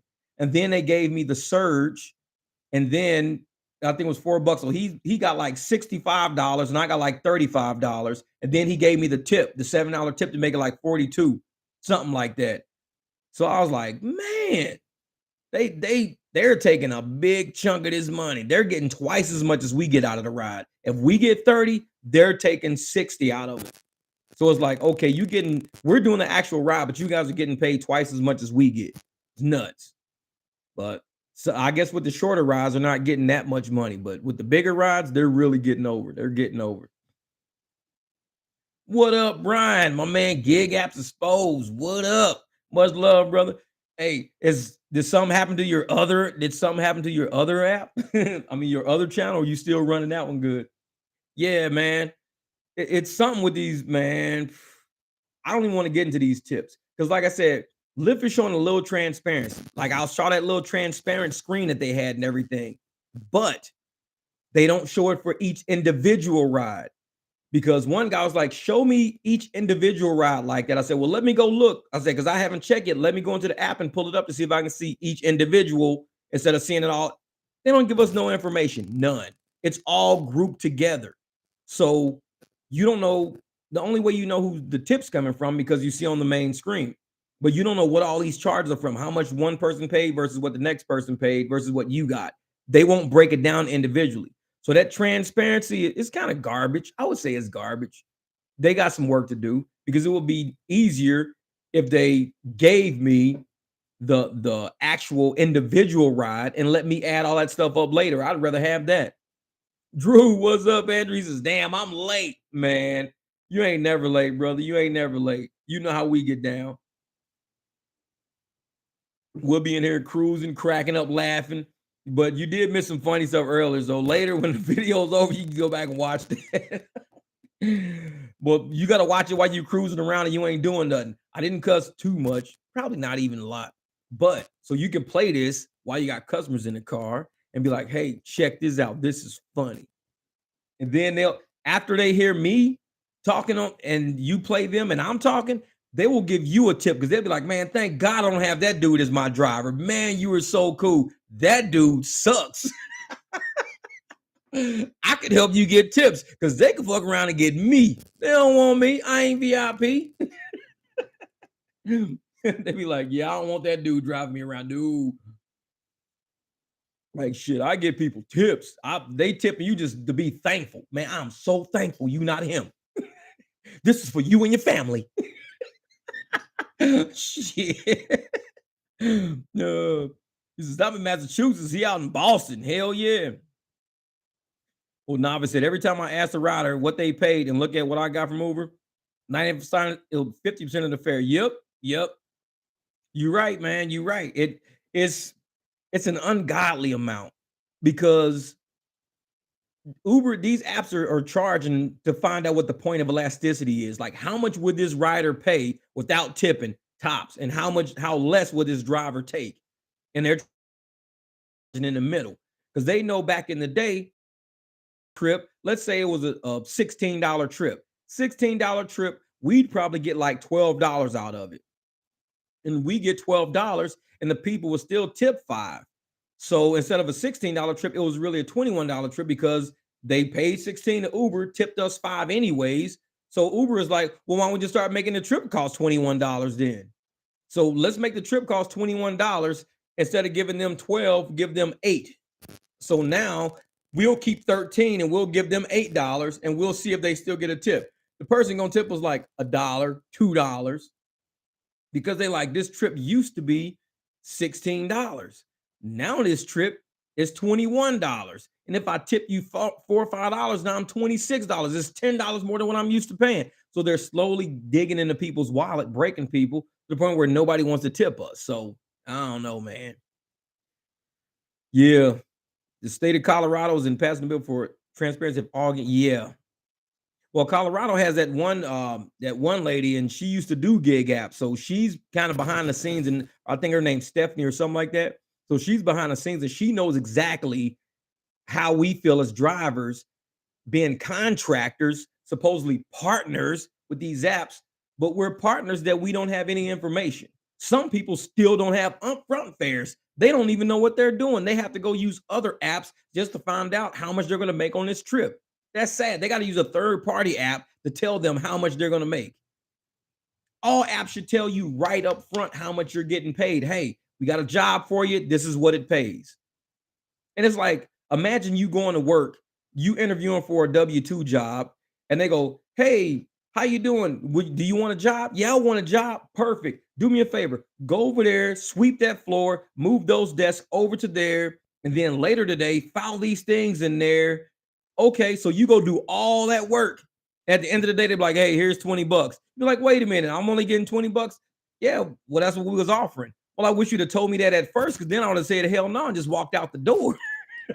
It's like, but that's how the gigs are. They'll have you do all this driving and screwing around, and then they'll tell you later, oh, by the way, here's $13. It's like, wait a minute. He's like, if I'd have known this was $13, I would just declined it. That's how the apps used to be. It used to be like that. Man.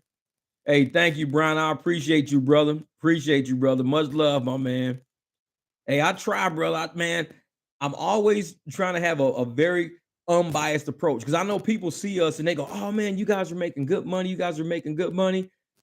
It's not as good as it could be. I'll tell you that much. There's some very hard days out here. Like I said, some days, like last week, I made like $130, $140. I don't even know what I made last week. Who knows? But life happens. These apps don't pay us enough if we stop. If we get sick, we twist our ankle, we hurt our wrist, we don't have enough to have a sick day, or we don't make enough to have a day off or take a day. We don't make enough for that. We have to have other sources of income, other streams of income, other things to do, because this gig work, especially the apps, is becoming so just watered down with overcharging riders, not paying drivers enough, a lot of saturated markets. It's getting to the point where we can't even develop savings if case something happens. Like, I got to pay for the dentist pretty soon. So when I pay for the dentist, that's going to be a big chunk of money. But the dentist says we can give you 0% finance. And I'm like, perfect. That works for me. Because if you can give me 0% finance, and that means I can go out, bust my ass real hard one day, use some of that money, give it to the dentist. Because if the dentist said, hey, just come bring us all this money at once. Now that's going to put me in a spot where I don't have a big cushion now. I'm like, man, I don't have a cushion now. I just ate into it because the apps don't pay us enough to have a cushion. And we're independent contractors. We're supposedly business people, but we're getting paid like employee rates as business people. Like we own the business that we're running, but we're getting employee rates. We can't even afford insurance. There should be some type of company out there that says, hey, all insurance, all rideshare driver, gig app drivers, this is what we want you guys to do. Send us, you know, $30 a week, and you could be on this health plan. You could be on this dental plan, vision plan, $30 a week across every driver across the planet. A lot of us will just pay the $30 a week and we won't even go. Like, I don't need to go to the vision. I don't need like medical stuff. Every once in a while, I might need the dentist, but we have no leverage. Even though we're all of these contractors, we a huge pool of contractors, and we have no negotiable leverage on anything, on nothing. We're all independent. And that's sad because, we can't unionize. A lot of people are trying to unionize and trying to get together, but there's not a lot of stuff we can do.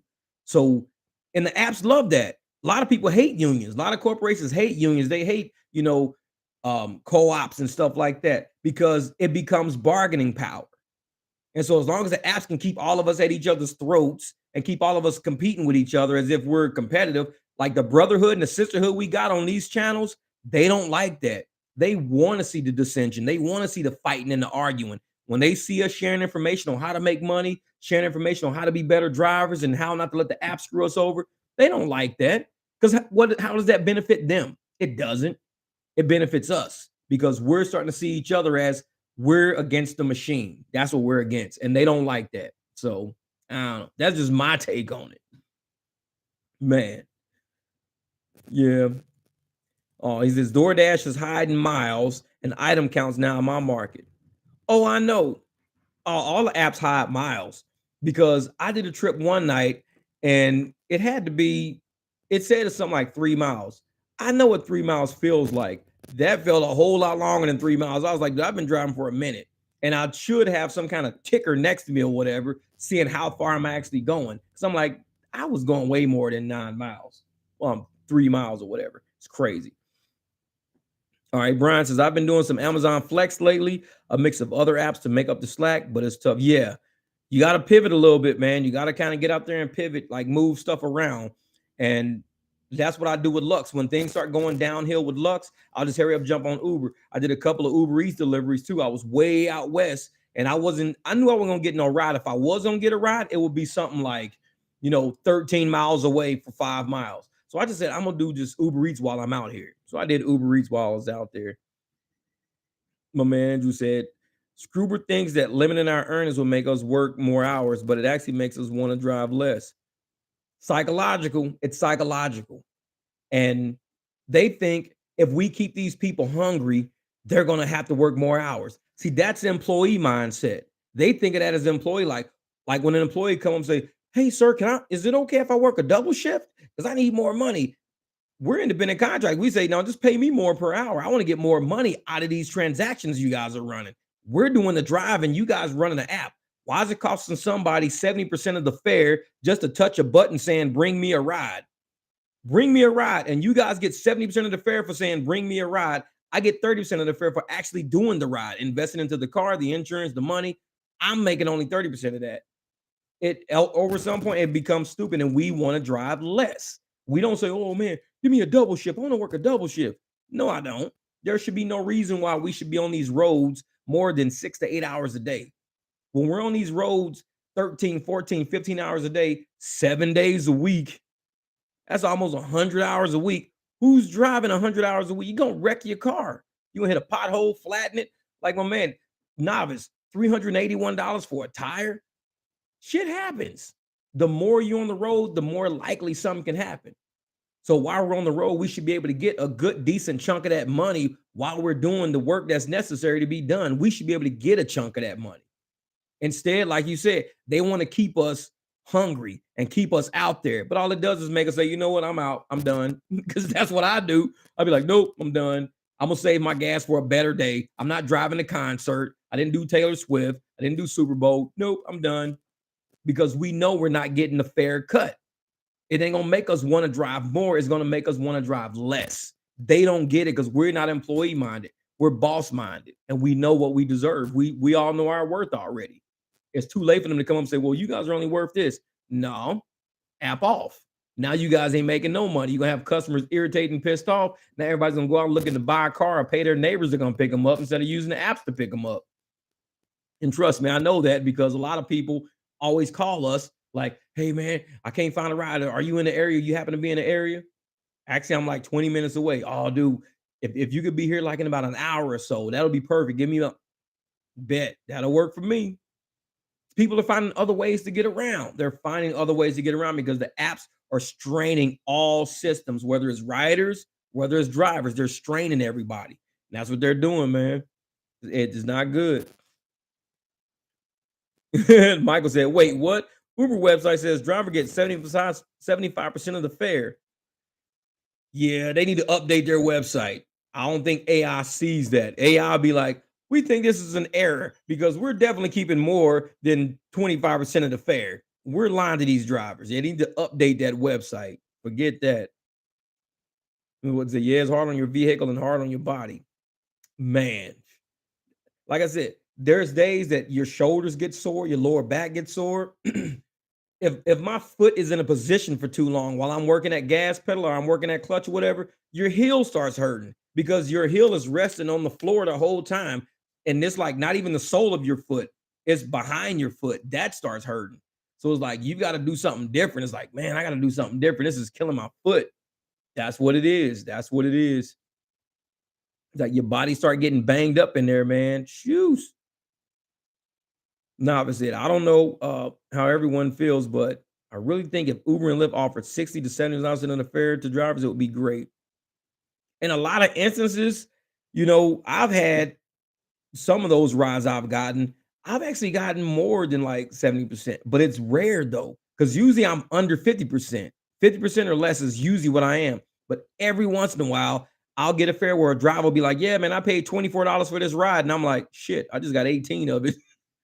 I'm like, okay, so the app's made $6, but it's rare that it happens like that. But we ask because we should have a right to ask. We're contractors. These are customers that we're dealing with. They're Uber customers, but we're contractors as well. So we should be able to ask these customers, how much do you guys even pay for this ride? For me to come pick you up. I pay like $92. Damn, I'm getting $23 out of that. And it freaks people out because they think they're paying us. They think we're like, well, I paid $92. This driver's probably getting $80. Find out we getting $23. They'd be like, damn, for real? And they'd be like, shit, max tip. They be feeling bad for us and shit. So yeah, we need to start really communicating and kind of opening up the platform for people to have discussions. And a lot of customers, they don't feel bad talking to us. They'll straight up ask me, hey man, how much of this fare do you get? And when I'm driving people, what I love is the fact that those upfront fares pop up on the screen. Cause I talk to them as I'm driving. I'd be like, $7, 13 miles. Yeah, whatever. They be in the backseat cracking up. They be like, you guys be just turning down. I'm like, so I explained to them why I'm turning down rides. I'm talking to customers in the car. I'm like, this is why I turn down rides. I'm like, you see that? $7.13. That was for 13 miles. I'm like, that's less than 50 cents a mile almost. They be like, dang, that's where I'm like, yeah, say we used to get $1.05 a mile. That's 50 cents a mile. So I'm giving up 55 cents a mile with the new way they're doing it. Oh man, I ain't know that. So I'm trying to educate these riders to know all that money you just paid ain't coming to me. You see on this screen what's coming down the pipe towards me. $7.13, $9.49 for 18 miles. They be like, damn. And I'm like, yeah, that's really what it is. It's like, man. Yeah, shoot. Oh, he said, back here, Drew. Plus, I have sleep apnea, so I cannot work all them damn hours. Yeah, exactly. Because you get tired, man. With sleep apnea, yeah, your body gets exhausted. You really get exhausted. Novice, I need 70 to 85% to keep my ride on the road. See, Michael, you right, man. Because Michael, you must got a big truck. You must got a SUV or something. 75 to 80% to keep my ride on the road. That's fuel related. Because like I said, with the price of gas right now, I'm paying about $5.60 a gallon, 5.60 a gallon, and that's up from when I was paying like 4.19 a gallon. So I'm paying 5.59 a gallon now. So for every 20 miles, I think I get 26 miles a gallon average, 26. So just think for a 13-mile trip, I got to take off like $2.75 or something weird like that. So I take off 275 off each of those trips. So if I get $13 for a 13-mile trip, subtract 275, I'm really getting like $11.25 for a 13-mile trip. That's why I'm doing all short rides. You got to take off that $2.25. Every 13 miles, take off 225. And it's like, that means a 13-mile trip I need to be getting at least $16 for.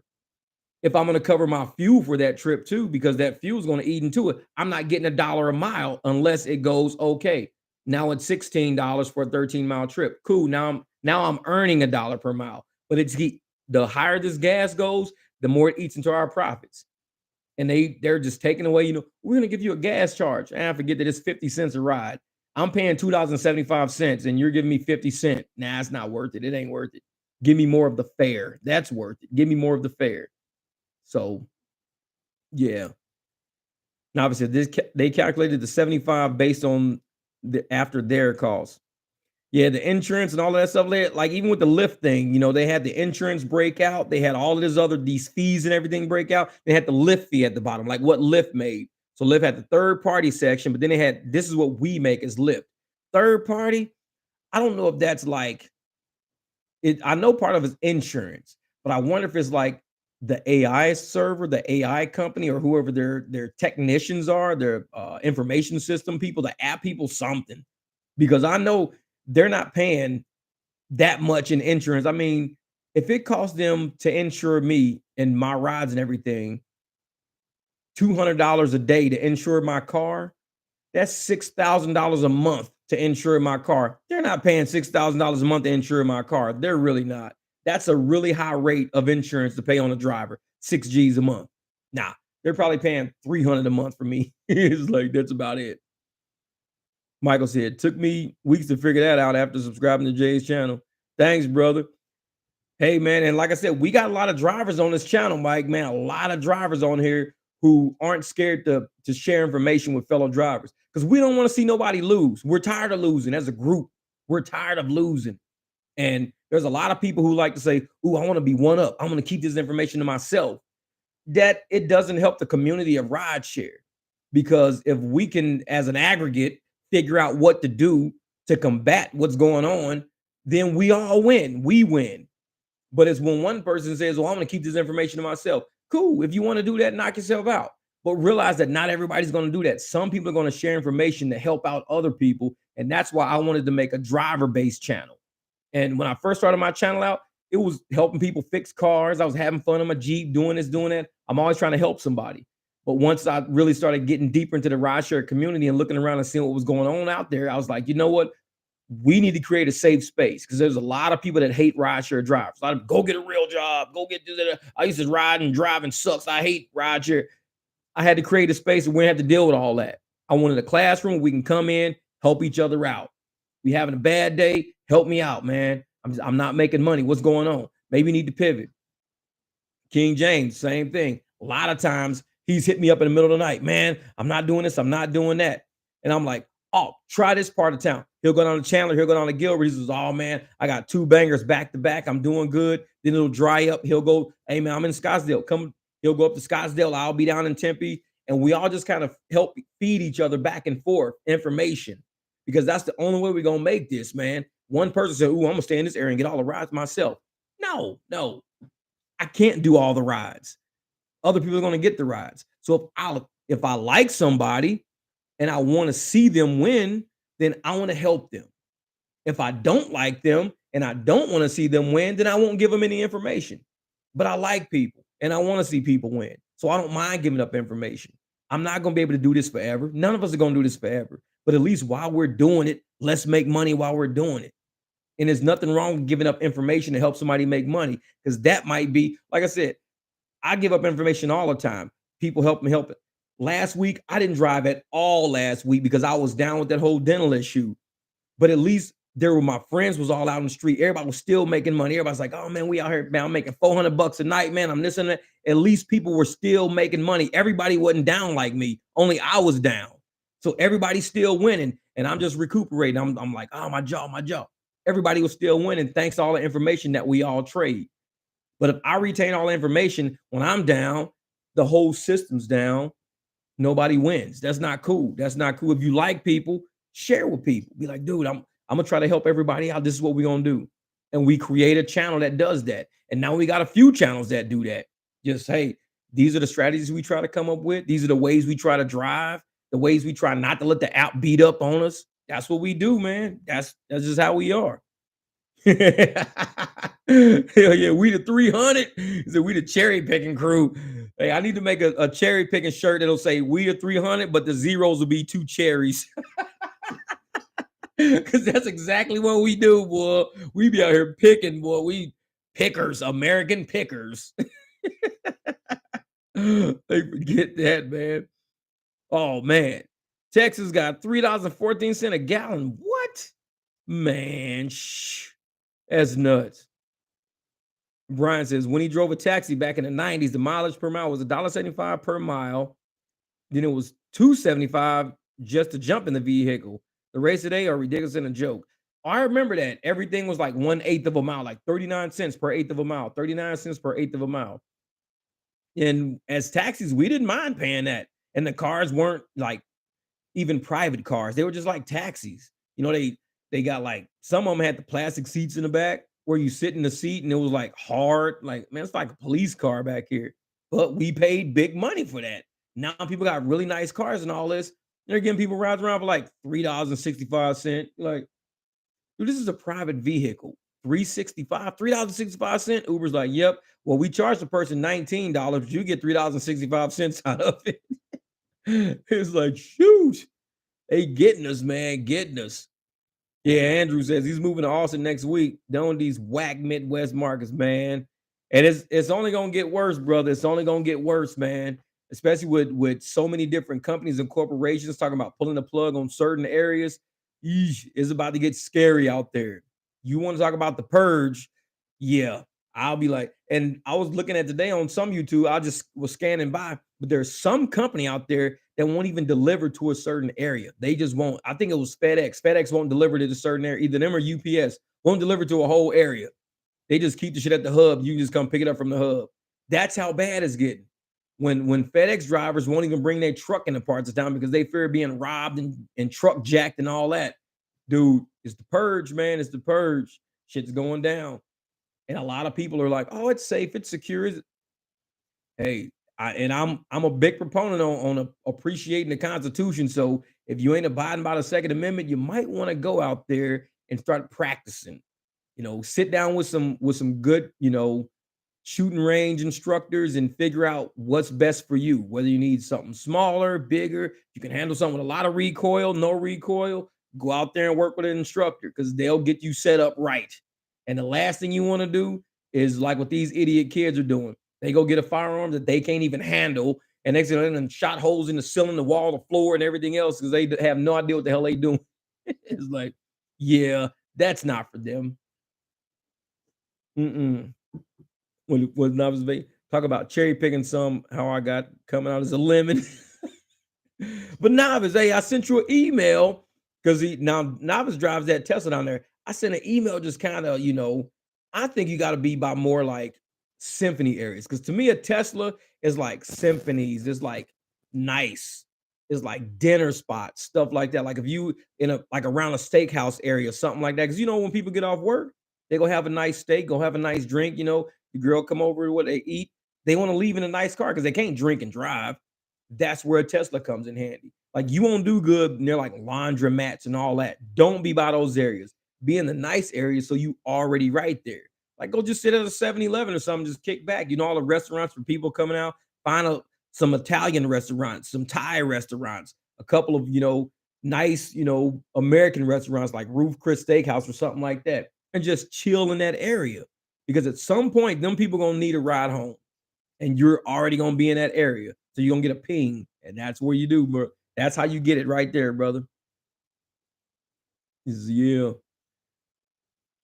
What Michael say, yes, sir. Make a huge difference here in North Carolina. Yep, yep. Wait a minute, wait a minute. And he drives XL. See, now Michael drives a big truck. And you probably get groups. You probably get more groups and you get more airport. They got a lot of tourism and stuff out there in North Carolina too. So, and that's my problem here in Phoenix. We have a lot of, bachelorette parties, bachelor parties. A lot of people coming to the airport with their friends. So it's like three of them and they all got suitcases. Excel does very well in Phoenix. We got two international airports, plus we got about three auxiliary airports, and they always need SUVs there. And like even when we have events and stuff like that, I tell people follow the black SUVs because those people they need way more money to operate. So, and a lot of them know how they're doing it. So where they're going, there's money. You don't see a lot of XL drivers going towards a dry area. They go because they communicate, they know where the money is. So you look around, you see my little orange ass car in the middle of all these black SUVs everywhere we go. Because I'm following the SUVs. If I see three or four of them going in a certain direction, I'm like, wait a minute, that one had a Lyft light in it. That one had an Uber light in it. That one had a for hire light in it. Okay, I better follow where the hell they going. So I start trailing they.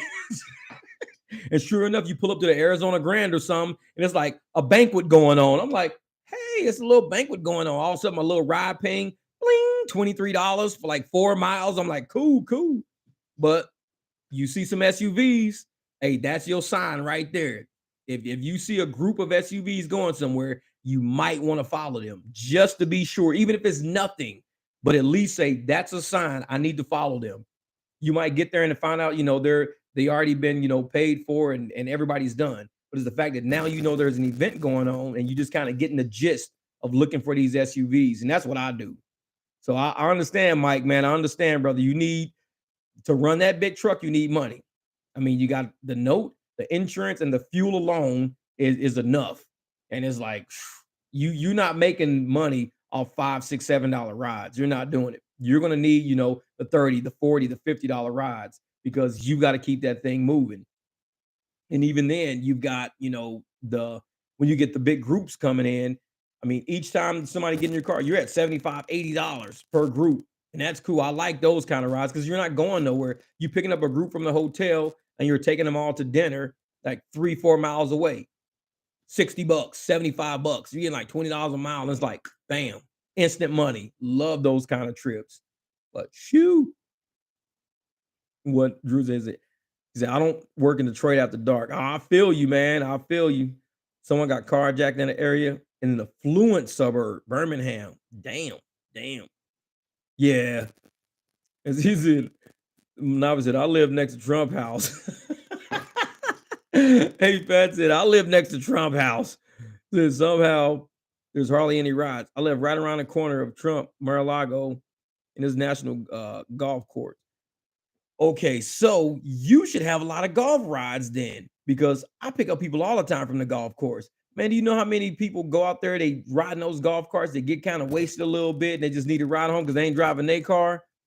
Dude, that's shooting fish in a barrel. Golf course, you should be there every day, just hanging out. Especially see what time tea time is. Be like, okay, tea time is at 9 o'clock. Okay, what time is most guys done? You got fast groups finishing early. You got the slower groups, finishing a little bit later. So that gives you time to get the people that's playing through, grab them, get them to where they're going, get back to the golf course. Now you pick up the slow groups now. And you probably got the car that can do it. For me, I gotta let the back seats down so I can slide the golf bags in there. For you, you probably don't have to do all that. But yeah, I would find out what are tea times. Be like, okay, what time? Oh, we're tea time at like 7:30 a.m., 8 a.m. What time are these guys usually done? Oh, they're usually out of there about 1 p.m., 2 p.m. They're kind of wasted. Perfect. I'm gonna come sit around at about noon. That way you grab the fast groups first, and then you go back and you go get the slow groups. It's like shoot. And don't pick up nobody else. Don't stop at no laundromat. Some lady don't need to get her laundry home. Don't stop at Walmart, Walgreens. Don't do none of that. Get right back to the golf course because those guys are gonna tip and they're good, man. This is a lot of everything. College kids are wild. That's right. You guys got University of North Carolina out there and everything, man. Tar Heels. Jeez. And you know how they love basketball and football out there, especially basketball. You guys are a big basketball state, so I know you guys been having a blast. March Madness was probably a lot of good money for y'all. But man, Melvin said, I'll get one for sure. Hey, you got to, brother. You got to, man. And like I said, even if it's not one of the more popular firearms or something like that, you got to get something that is at least going to back somebody up a couple of feet, buy you some time. And like I tell everybody, I don't think I have the heart to kill somebody. I don't think I can kill somebody. I don't care what happens. I just don't see myself extinguishing somebody's life. So I have to be really careful. And if I ever do fire at somebody, I like to hit them in the legs or some extremity. I don't think I have the heart to kill somebody and then wake up the next day or either live my life knowing that I extinguished somebody's life and all the lives that were affected by that person no longer being here. Because some of us appreciate life. Some people don't care. They don't give a shit. They're heartless people. And they do heartless shit. They go out, they rob people, they rape people, they kill, but they do some heartless shit. And not everybody's like that. Because even though I'm from the hood, I don't think I'm like that. Because even the thought of extinguishing somebody's life, it's like kind of makes my stomach turn. I just don't see myself doing it. I don't, even though if I do own a firearm or whatever, I just don't see myself using it to that degree. I could shoot in the air, shoot a hole, make somebody run off, shoot them in the leg, something like that. But if I hit somebody and they dropped in front of me, oh shit, I'm gonna go help them because that's not my intention. I'm gonna call 911. I'm doing everything I can do, bro. Stay with me. If I gotta take you in my car to the fucking hospital, like, dude, I'm sorry, I shot this dude. It didn't go as planned. I just wanted to hit him in the leg and shit kind of went south. Save this kid's life or this dude's life or whatever. He's probably got kids. I don't know this dude. I have no idea who he is. I just don't have that shit in my heart. And some people ain't like that. They're just heartless ass people, man. And you got to protect yourself against that because there are people out there that are heartless. Like if me and you, like man, let's say I didn't know you and you was about to jump, get in a parking spot. You're like, fuck you, you flip me off this and that. I'm like, oh, whatever, dude, shut up. And I just drive off or whatever because me and you are like that. We're not heartless ass people to where I'm gonna jump out, shoot at you, you're gonna shoot back over a parking spot for real. It's like you might flip me off. I'll laugh at you and flip you back off, and we'll just keep going about our business because that's how we are. But some people, you flip them off. Oh, I'm gonna kill you. Some dude, I was just looking at something the other day. Somebody got shot. This dude shot the dad and the little bitty 5-year-old kid because it was a basketball in his yard. Yeah, that shit. I'm like, how do you shoot somebody because it's a basketball in your yard? I'm like, it kicked the fucking basketball over the fence. I don't know what to tell you, but it's like there's something else that could be done other than shooting somebody because a basketball is in your yard. You shot a dude and you shot the little kid. Man, some people, man, I don't know. This world is nuts, bro. This world is, I don't even think they think it through. They don't even think it through. They just acting off of just pure basic, just evil instinct. They don't even think it through, man. It's crazy. Yeah. Well, Michael say, "Oh yeah, he's talking about the college trip. Yeah, lots of groups and tips are crazy. I bet, man. I bet." Brian, what Brian say? Yeah, pepper spray works in martial arts if you know it. Yeah, I'll tell you right now, man. Hey, jujitsu and all those arts, man, they're making a comeback for a reason. People are starting to take up jujitsu and close combat, martial arts because when people are coming up snatching your purse or they're snatching you or doing it, they're doing it in close proximity. Jiu-jitsu and all those MMA arts teach you how to do close proximity stuff. Old school, everybody fights. Everybody want to punch people and everybody want to fight and box. Once somebody grabs you and they gets a hold of you, you can't punch, you can't swing no more. So now you need jujitsu, you need martial arts, you need something that can help you handle a close contact battle without swinging. And that's how you start putting people in submission holds, different restraints, and all this crazy crap. Man, it's nuts. So when I like my buddy Vino out in Vegas, he's like him and his wife are really good at jujitsu. They be winning like tournaments and shit like that. He's always on Instagram doing stuff. We used to ride together all the time. But yeah, when I see him, and I'm like, man, I should have probably took up jujitsu. But I'm a track star. I can run my ass off. I will run, jump a fence, and come back with my dogs like old school shit. I'm like, yeah. And I got my border collie, and he don't fucking play. I'll sick my border collie on you. He's mean. It's like, other than that, nah, I ain't gotta fight nobody. I'm too easy. When I was little, I used to fight people, man. I grew out of that shit. Fighting don't make no sense to me. Every fight I've ever had, Even if I sat here and thought about it, I'd just probably laugh and say that was the dumbest shit I ever did. I mean, I could have hurt somebody real bad. It could have hurt me real bad. And here we are living life and enjoying life. I'd be in a wheelchair. They be in a wheelchair. Fighting don't make no sense to me, man. That shit really don't. It makes no sense. It's stupid. You could just flip somebody off and laugh and go about your business. It's like, why you gotta sit there and fight? Makes no man. All right. Oh, it's good. Said I love that in Cali we get paid by Prop 22. I just did a Walmart for $4 and it took 33. No, he said,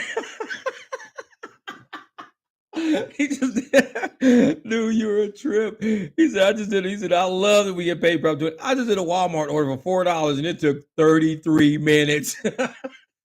He's like, but the state got me because that shit will piss me off. $4 for 33 minutes. Man, traffic must have been bad or something. Or somebody must have dropped some jelly in line and had to clean up on aisle 3. $4 for 33 minutes, man. I'd be so mad right now. I'd be like, but see, that's the kind of stuff I'd be taking when I'd be like, man, I need something that's less than 10 minutes. I'll take a $4 ride and hope that a surge or a tip come through. Because if I take a $4 ride and they give me a $5 tip, that's $9 in less than 10 minutes. I'm like, cool, let's do it. Let's keep doing it. Because all I want is $20 every 30 minutes. So if I can get $9 every like 10 minutes and 30 minutes, I have $27. So that beats my $20 every 30 minutes thing. So I'm just like, man, you gotta kind of rationalize this shit and kind of like do it out. This is Drew said, yeah, University of Michigan graduation is this week, so I'm gonna make hella bank before I leave. Oh yeah. Oh, everybody's gonna party. Plus, all the parents are gonna be in town. Psh, dude, you got all the parents in town, plus all the kids in town party. Dinners everywhere, parties everywhere, people in and out of hotels, people that flew into town that don't have cars. Man, yeah. We ain't gonna be talking to you in a few days. Shit, you're gonna be bringing out, you probably make like $600 a day, 2 days straight. It's like you're like, dude, I just made $1,200 in 2 days for graduation. Watch. It can happen. You just gotta, hit the right spot, man. Get in that algorithm, start getting those tips, get those surges. Dude, you could do it, man. You could do it. Just gotta make sure you just catch that wave right at the right times. Yeah, Melvin, you're right, brother. You're right. These are sad times, man. And it's like my sons are 15 and 21. I know a lot of people right now are having kids right now, and I feel sorry for the kids that aren't even born yet because they didn't grow up in the world we lived in. You know, what up, Christine? How you doing, lady? Your name popped up. There you go. I'm about to tell a story, and you perfect timing. No, I'm just kidding. Story time. No, I'm just kidding. No, but we grew up in the era before internet. And so we had real shit. Like I had to go knock on people's door next door and say, hey man, Goodell Juan, come out. What's up, man? Quayne, come out. What's good? What's good? Marcus, we gonna roll, man. Let's go do this. So we really had to go like have social skills. We had to go talk to people we knew. With the internet, you talk to people you don't know and you don't have social skills. Like even when I meet drivers, like I met one night I was out, I met Steve one night. Steve was like, Uber Jeep AZ. And I was turning around and he was at the airport, like, what's up? Because we're old school, so we know how to talk to people. So we walk up, give each other dap, give each other a hug and everything, man. He's cool as shit. We sit there chatting it up before my ride came through. But that's the era that we're from. These new kids, they don't know how to do that. They would see somebody that they know and be like, oh my God, that's Trisha. I don't know what to say to Trisha. Just go say what's up to Trisha. I'll talk to her on the video game when I get home. See, because I feel sorry for these kids, man. I feel sorry for them. They don't know what to do. This is now we use that in the car. Martial arts is good. Cars really confine space. Yeah. Yeah, you're right. You got to use martial arts in the car, man. You got to figure it as close combat. Close combat. Yeah, but even, back then, like now with the internet, let's say, you got a new friend, you want to meet somebody. So okay, I'm gonna meet this girl. All right, so you go talk to this girl. And you like, hey, how you doing? Like back in the day, you say, hey, how you doing? Y'all on the phone, y'all talk to like 2 a.m. Y'all like walk to the park, walk to school together, walk to the grocery store together. And it's just y'all, that's it. Now, as soon as you say, hey, how you doing? You get like 18 friend requests from people on her page that just want to see who you are, investigate you to go back and tell her, oh, did you know in 2015 he dated this girl? On 2017, he dated this girl. On 2019, he went. It's like people will investigate your whole life and report back to this person in 2 days. You're like, I just met this person yesterday, and then 18 people just added me today, and now she's hitting me with questions about shit I did in 2015 or 16. It's like we never had that issue back in the, so I don't kind of understand people now. And it's like even seeing the kids of today, how they go through. Like a kid meet another kid, the first thing they do is you got Instagram, you got Snapchat, and they go prying and through their whole life, spying on everything they've ever done to generate a vision of who this person is. Instead of me just being a stranger to you, saying, "Hey, how you doing? My name's Jeff. Hey, what are you into? I like chocolate chip cookies. I got dogs and shit. I like working my car sometimes, this and that." No, they just go spy on your fucking page. Be like, "Oh, so you like cars, huh?" Like, how the fuck you know? Oh, you spied on my page. Yeah, motherfucker, I spied on your page. You know how to bake cookies too, huh? Like, how the hell do you know I know how to bake cookies? See, you spied on my page. There's nothing that people don't know about you once you put it on social media. So it's like you ain't even like new to somebody. All they gotta do is just go to your social media page, just dig up everything. Oh, 2 years ago, yeah, I saw that girl you dated 2 years ago. She was pretty cute. She was pretty cute. Why ain't you with her no more? Motherfucker, because I don't like her. I don't know. What you asking me about it for anyway? But that's the shit we gotta go through now. I feel sorry for the kids and the people of today because they don't have like real life. It's all a simulation. Everything's simulated. So they have to sit up there and pretend that 2015 ain't sitting in the face of somebody they just met today in 2023. Because somebody you just met today in 2023 can go all the way back to 2015 and pull up all the shit you've already been through from 2015 to current and make you relive all that shit all over again. It's like, I've been through that already. Why do I have to go through it again? I just want to know because you're nosy. That's why you want to know. It ain't that you want to know. You're just nosy. And it's like, feel sorry for the kids and everybody today, man. Feel sorry for them. Yeah. Well, Michael, they driving 13 weeks and 2 attempting carjacks and 1 ambush already. No way. You got a nice ass truck. That's why Uber and Lyft be sending you into nowhere and land you never know. Oh yeah. Oh yeah. All right, Mike, man. Hey, you be safe out there, brother. Shoot. I didn't even know it was like that, man. 2 attempted carjacks and an ambush. Hey, be safe. That's all I'm gonna say, man. Take care of yourself, brother. Take care of yourself out there. Man, man, man. Yeah. Brian's like, in rideshare, it's a little different, up close and personal. Yeah, you're right. But see, Brian, and I say this in delivery. I don't like delivering to apartments a lot because when you deliver to a house, let's say you deliver to a house, most likely nobody's gonna jump out of the bushes and fuck with you. They just won't because you're delivering to somebody's house. You kind of pulling up, you kind of seeing the area. Because I look around before I get out the car. I'm making sure ain't nobody sitting in some car somewhere. I always pull up and I look around to make sure that when I get out of my car, somebody else ain't gonna run up and try to get in my car.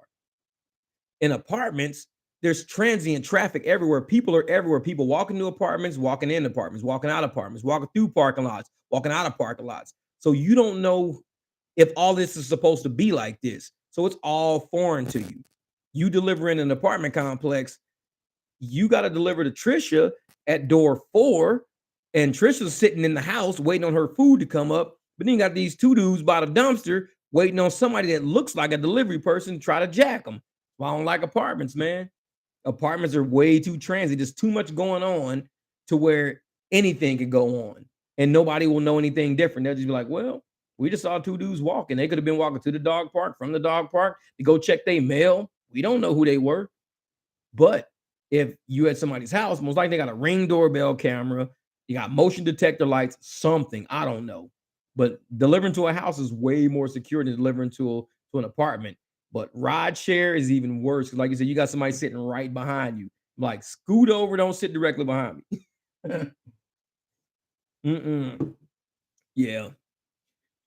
Yeah, but now, Christine, that's what I tell people. You know what I'm saying? It's very different this day and age with the internet and just even just trying to be like nobody can be new, not really new.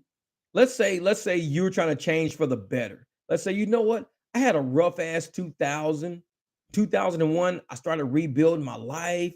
2022, shit was good. 2000, and you're getting to where you want to be to, and you're like, man, you're improving, but you didn't scrub your social media.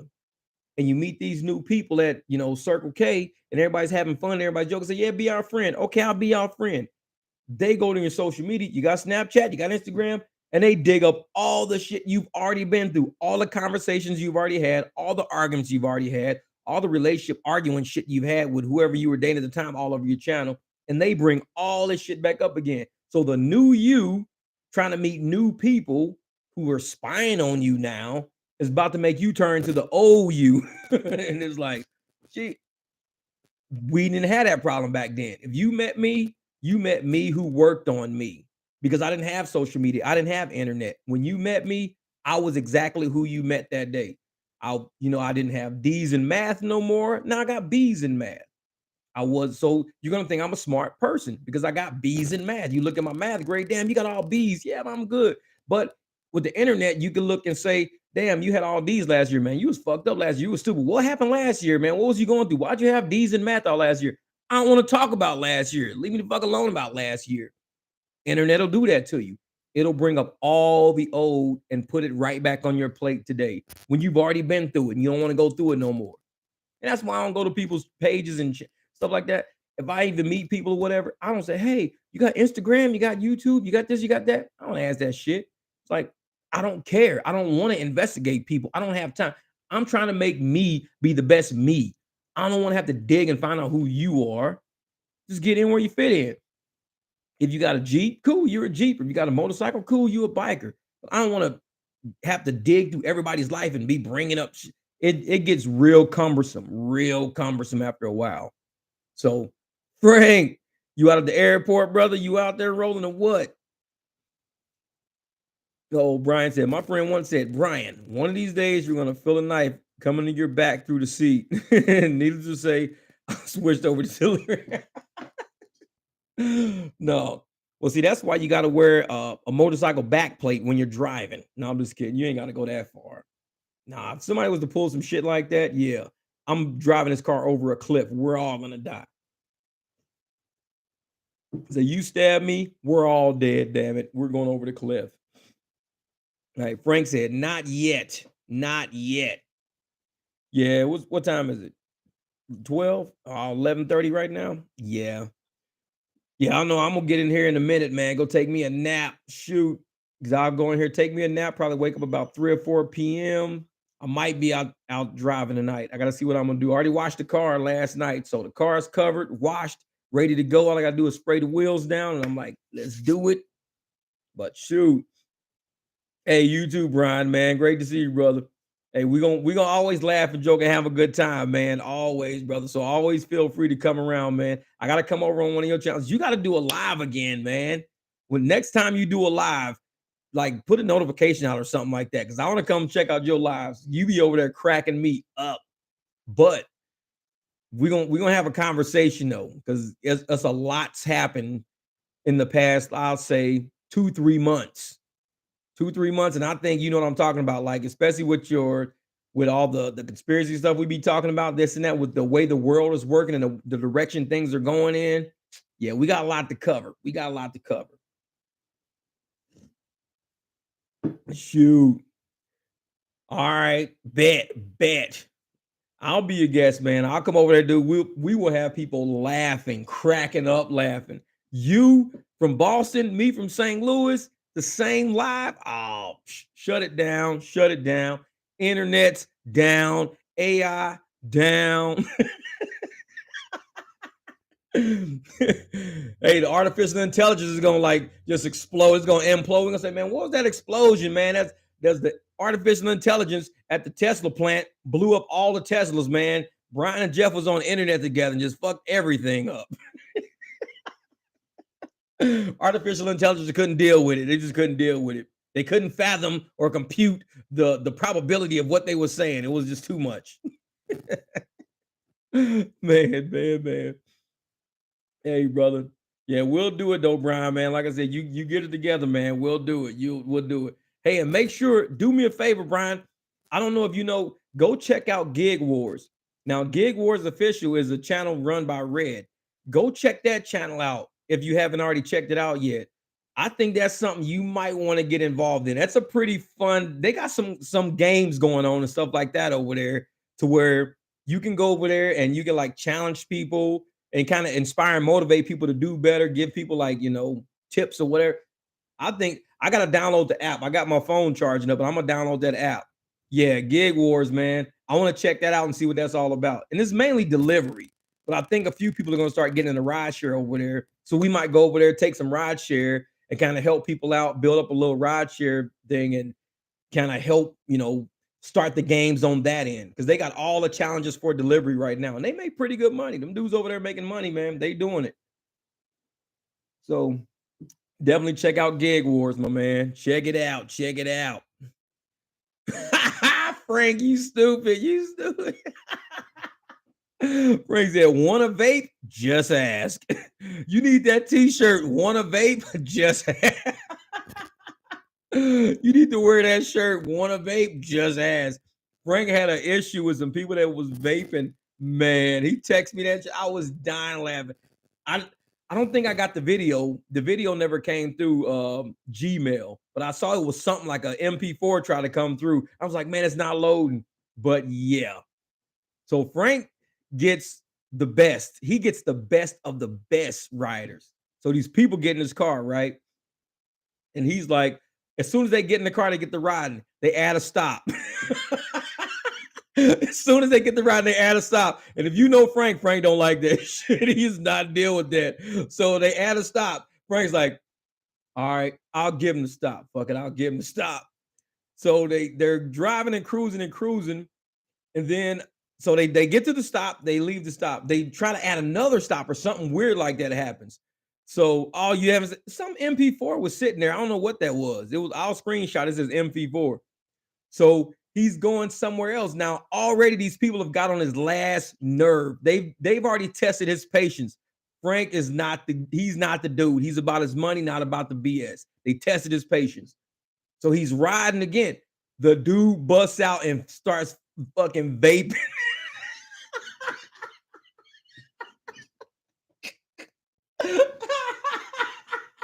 Dude, how do you get these people, man? How do you get these people? That's some funny shit. So the dude starts vaping. He starts vaping in Frank's car. Oh, the chick was vaping. I thought it was the dude was vaping. Man. That's just funny. So starts vaping in the car. Now, they had already jumped in his car, added a stop, did something else, tried to add another stop, started vaping. Frank decides to pull up to a gas station and tell him to get the fuck out.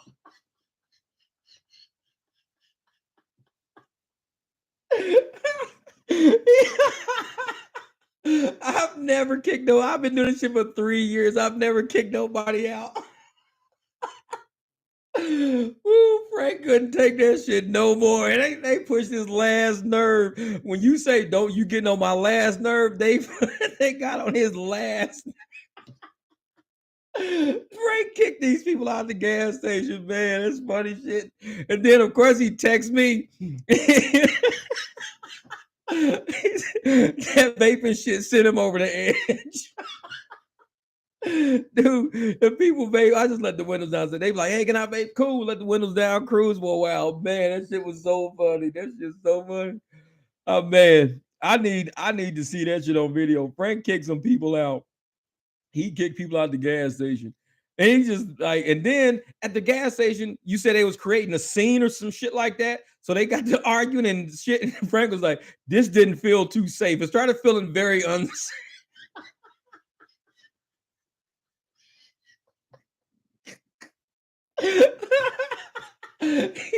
Dude, your text messages had me in tears. He said she started feeling unsafe. I was like, man, that shit's funny as hell. He was talking to me like I was customer support. He's like, I started feeling very unsafe. Like, fuck that. I'd have been like, dude, y'all get the fuck away from my car. Man, that shit was so funny, dude. I was dying laughing. South Phoenix. Oh, that's right, because you said 40th and baseline. That was at the Circle K over on 40th and baseline. I was like, man, that shit was so funny, dude. You had me dying laughing. See that shit like that. What up, King James in the house? He's up. Oh, he's gonna be out tonight driving too. Yeah, but man, that's the thing, man. Bad stuff rarely. Like, man, I think maybe three out of 3 years, two bad things maybe happened to me where I was uncomfortable. That was it. But y'all, man, the shit that be happening, dude, that should be so funny. I'll be rolling laughing. And Chad, dude, I gotta introduce y'all to Chad. My God, dude, I can read some of this dude text messages and shit like that, and he is dead serious. He has to tell his stories. Happens all the time.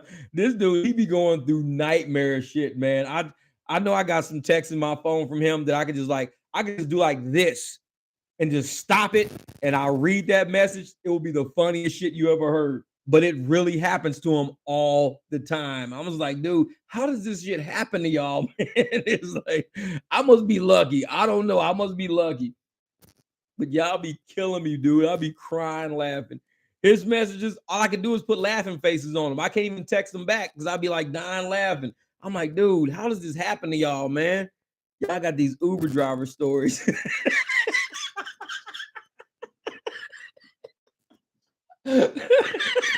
Y'all Uber drivers, man. I'm gonna start calling you and Chad. I'm gonna start calling y'all just Uber drivers, man. These dudes, they Uber drivers. That shit be killing me, man. Whoa, man. Y'all are nuts. Hey, all right, Brian, brother. All right, Brian. Thanks a lot, my man. Yeah, I got to get my butt in here and nap too, man. They got me cracking up, dude. They got me here sweating. I'm laughing so hard, man. These damn Uber drivers are something else, man. Peace out, my man, Brian. Hey, we're going to do that live, brother. We're going to do it, man. We're going to do it. Man, but Frank, choose, dude. You were wild, man. You wild. But nah, what a 2 hours and 15 minutes. Hey, man, I appreciate you guys coming through. King James, man, you came late. You came too late, brother. You came late. All right.